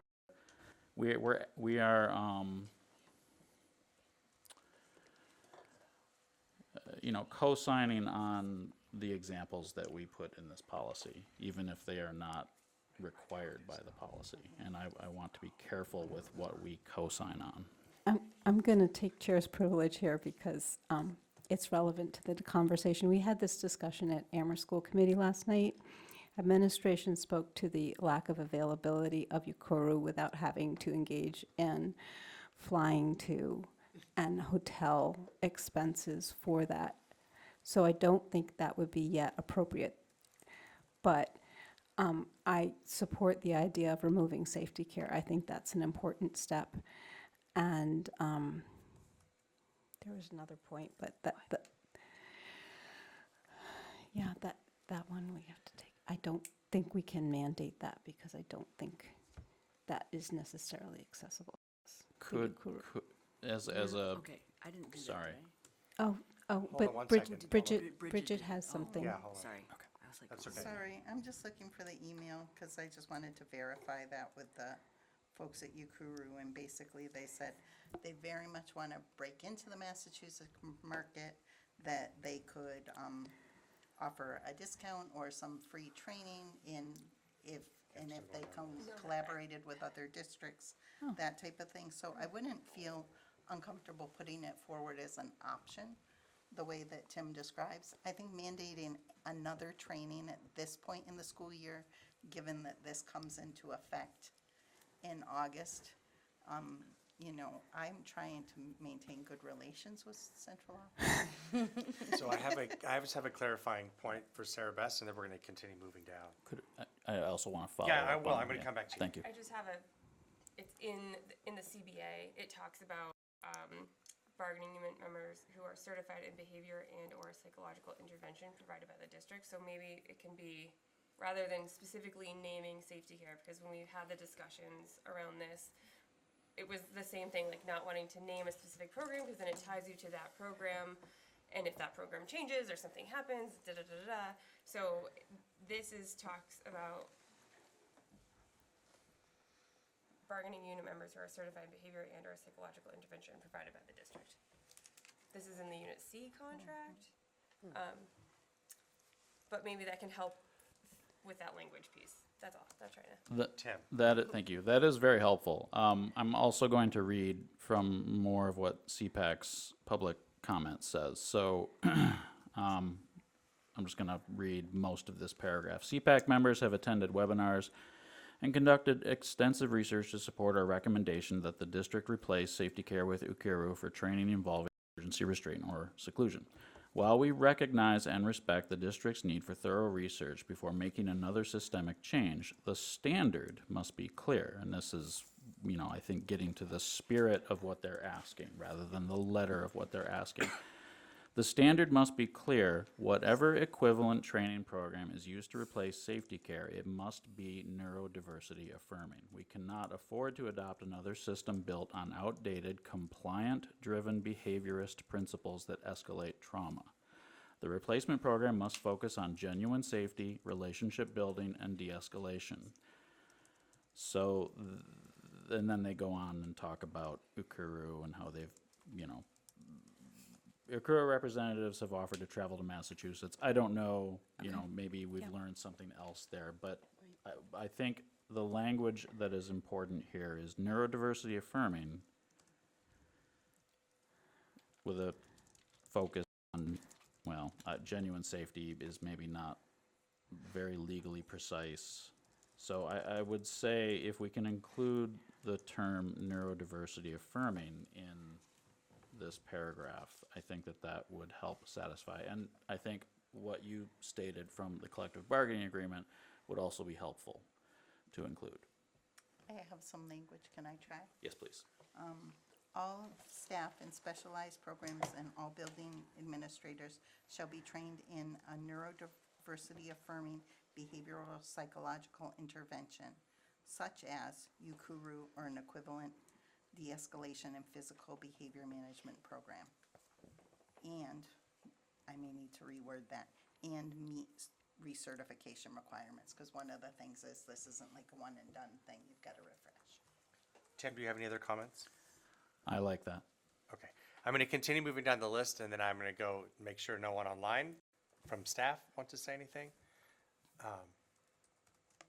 Bridget, do you have anything? I know you've talked a lot, but. I'm good. Okay. Sarah Bess?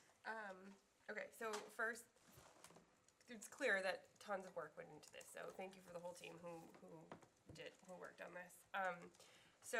And thank you, Bridget, for explaining how Attorney Joyce's information was integrated. That was really helpful for me. I remember there was anticipated a staff feedback conversation forum that was going to be had. Did that happen? What'd you say? There was Sorry. a staff feedback forum. Yes. And that happened, and Yes. staff feedback was integrated into Correct. this? Okay. Yes. Because I want to make sure that they are supported by this document as well, especially given that they are the people on the ground in the situations that get sticky.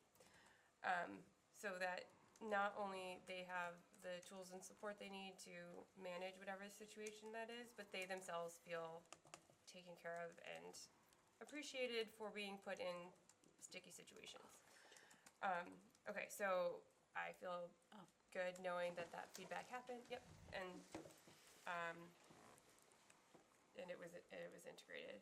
I think those are my two big pieces. I would say, it's my belief that this policy supports staff more because it puts the trainings in place upfront, so they're not just getting into sort of crisis situations, but it also gives them the tools during crisis. And it's really explicit so that a student who over and over again is really struggling to be available for learning and is getting into really difficult situations, it's not just getting pushed back onto the teacher or the para, but it moves that through the chain so that administration has to take action more quickly. Okay, and then I also want to ask, so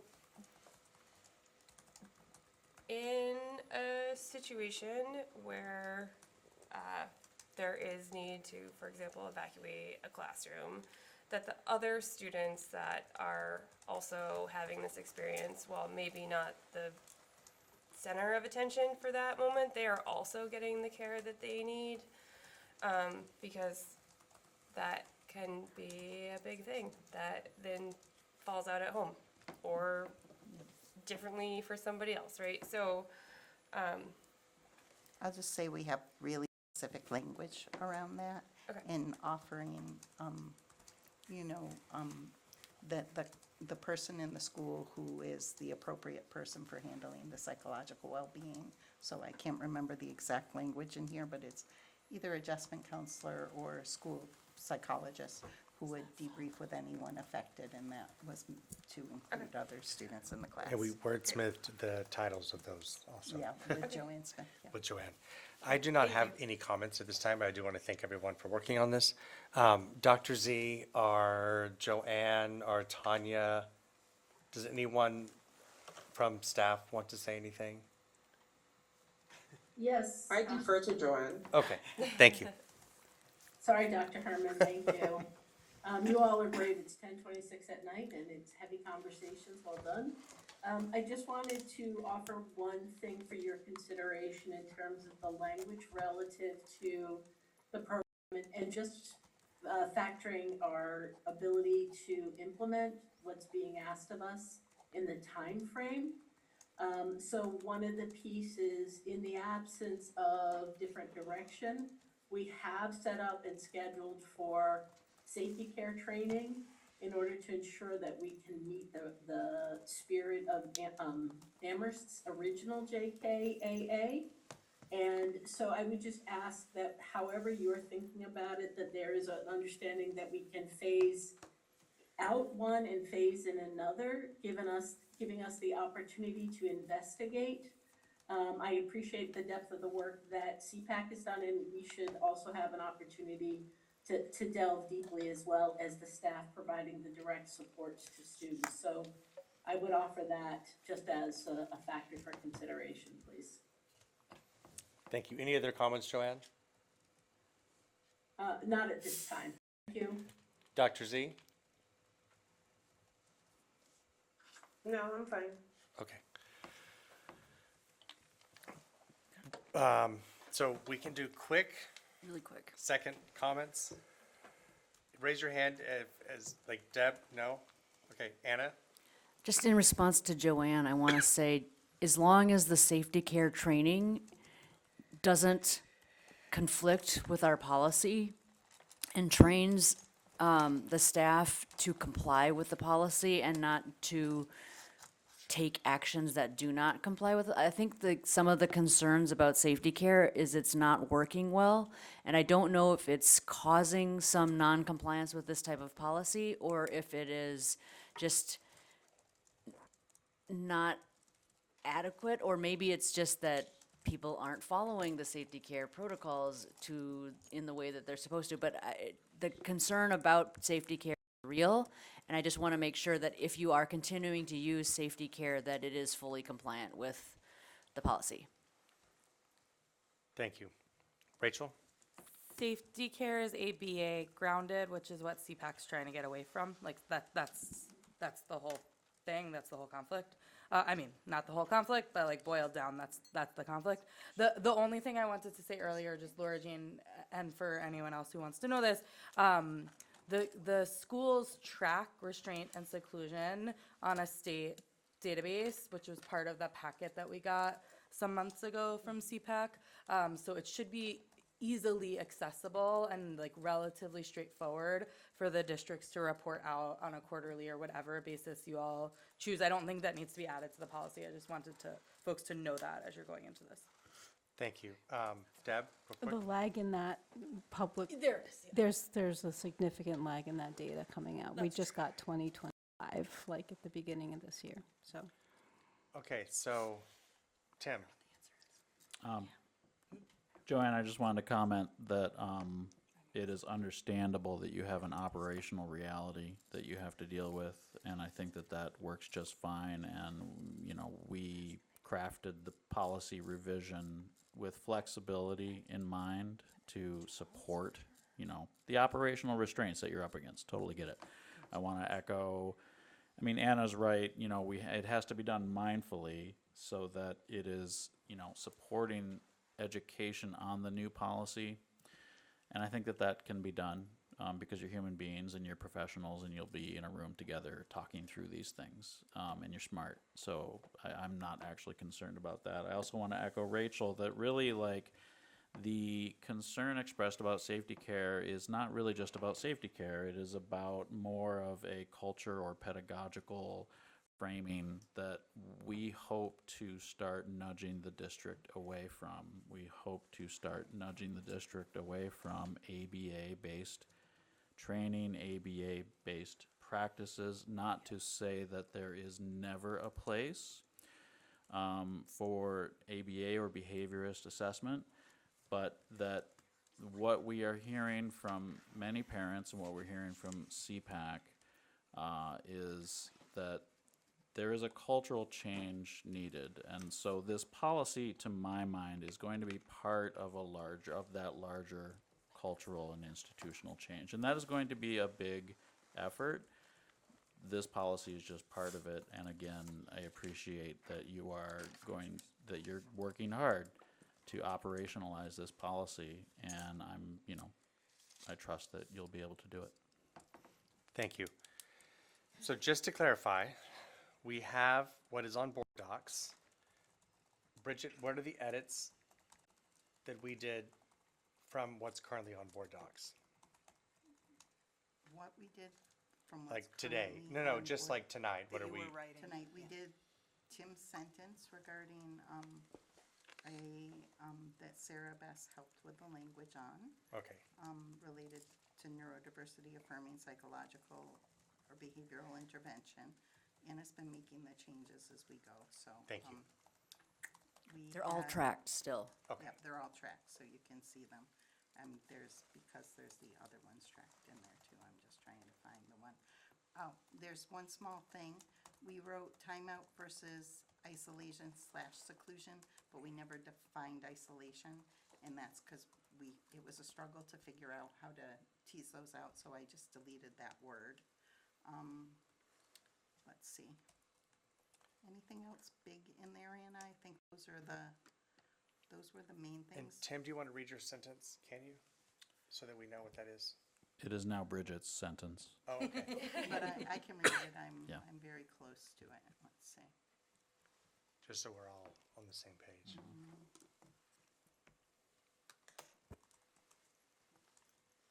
It really was, I okay. can read it really fast. Go You have ahead. it? You got You it? go. All staff in specialized programs and all building administrators shall be trained in, and this is the change, a neurodiversity affirming behavioral or psychological intervention, in parentheses, such as Ikuru, or an equivalent de-escalation and physical behavior management program, parentheses, and meet recertification requirements in that training. Sarah Bess? So the CBA just has a certified in behavior and or psychological.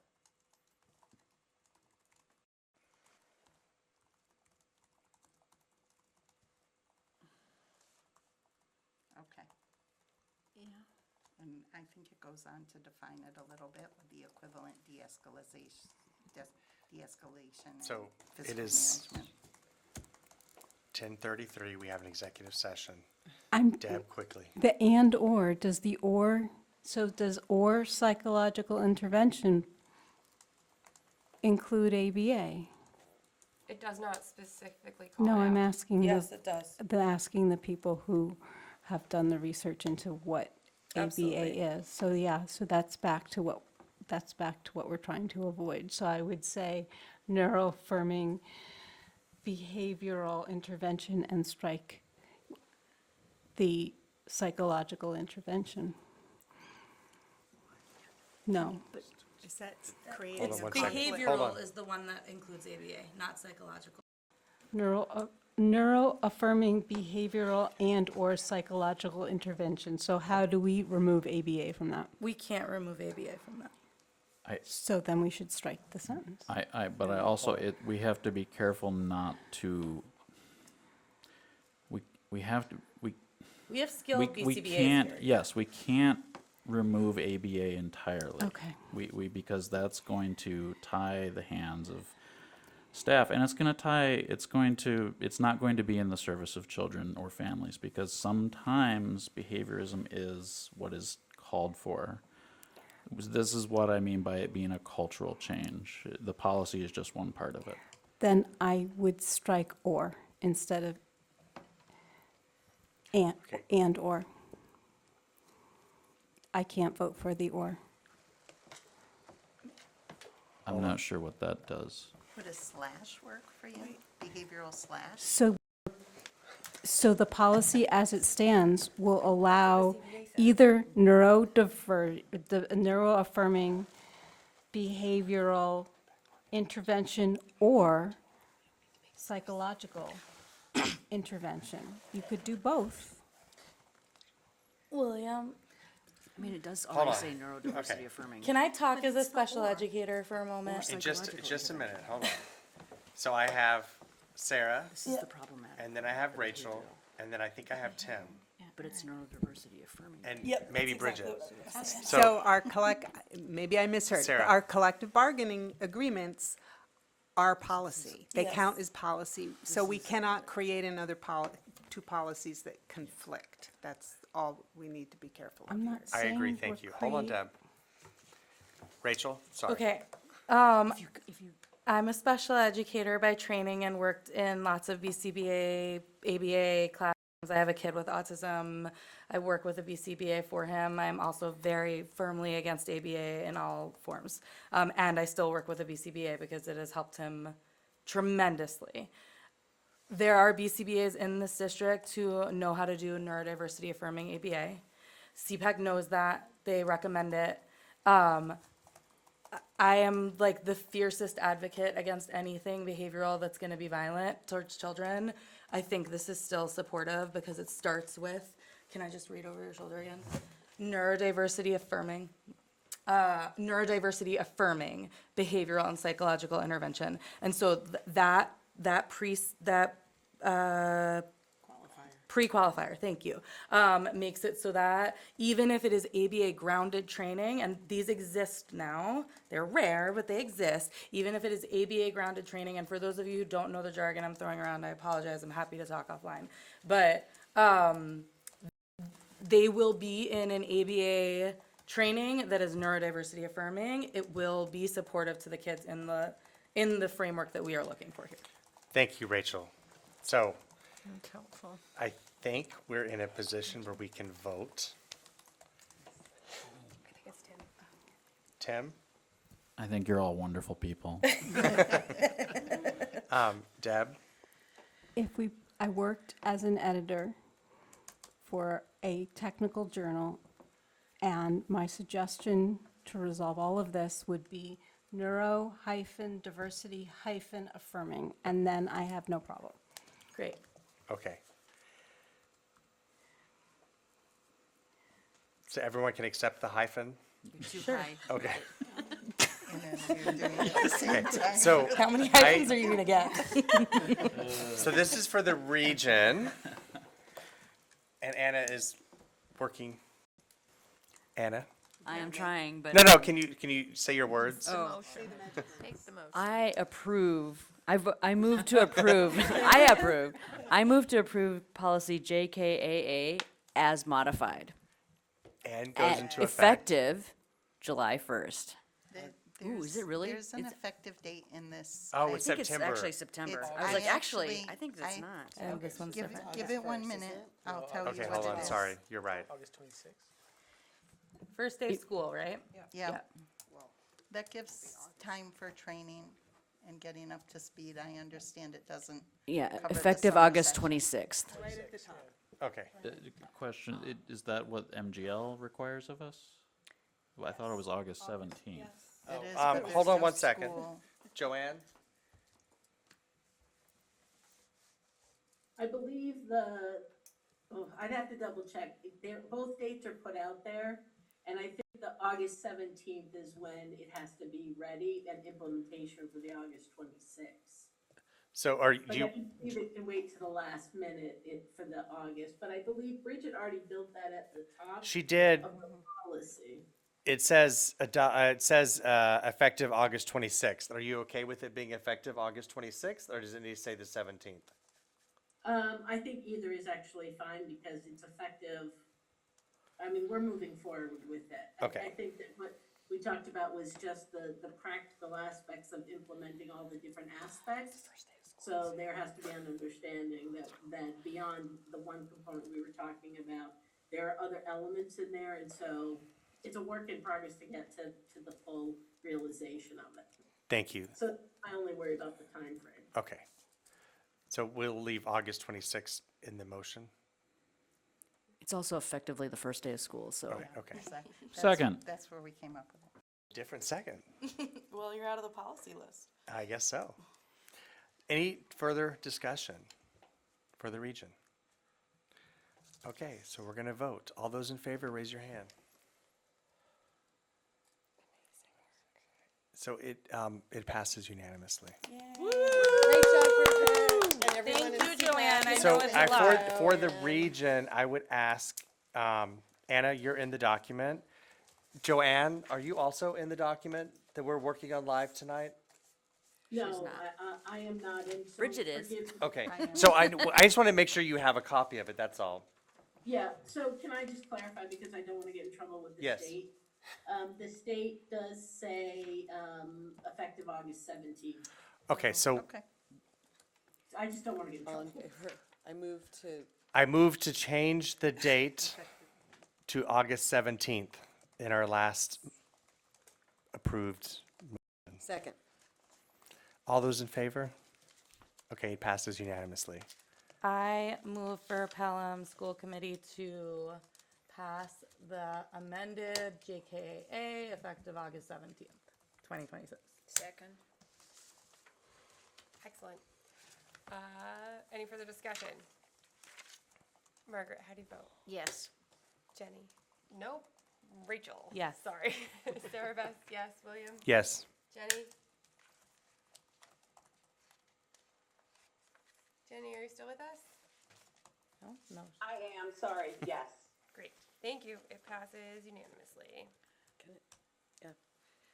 I move to adopt this JKA policy as amended and approved by Pelham and the region for Amherst. Effective. Effective. Effective August 17th. Second.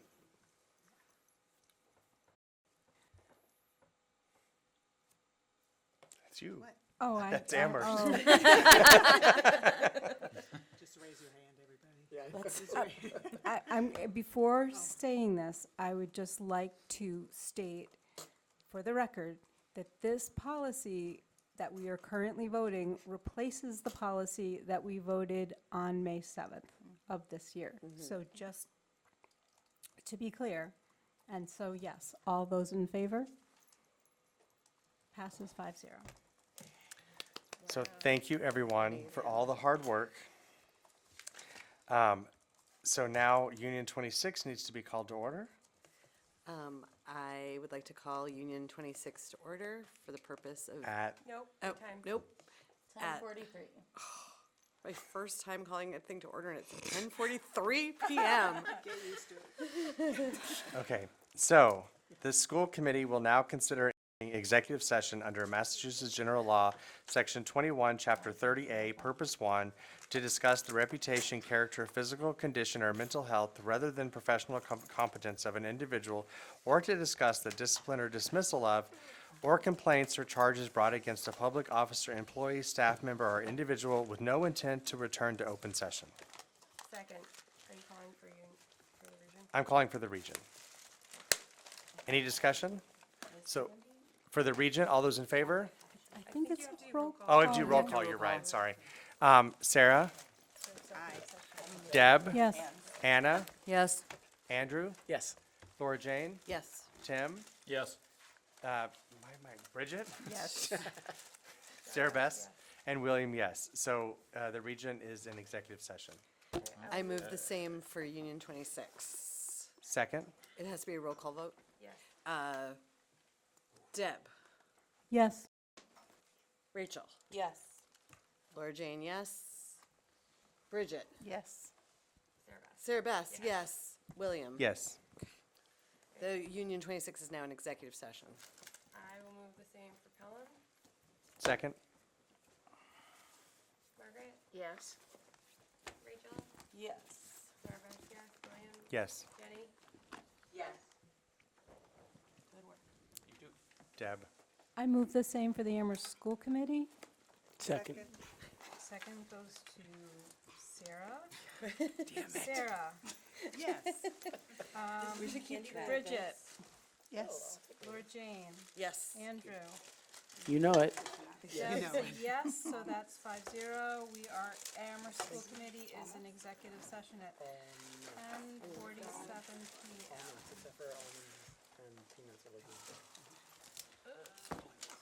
You're one of the only grown-ups that I know that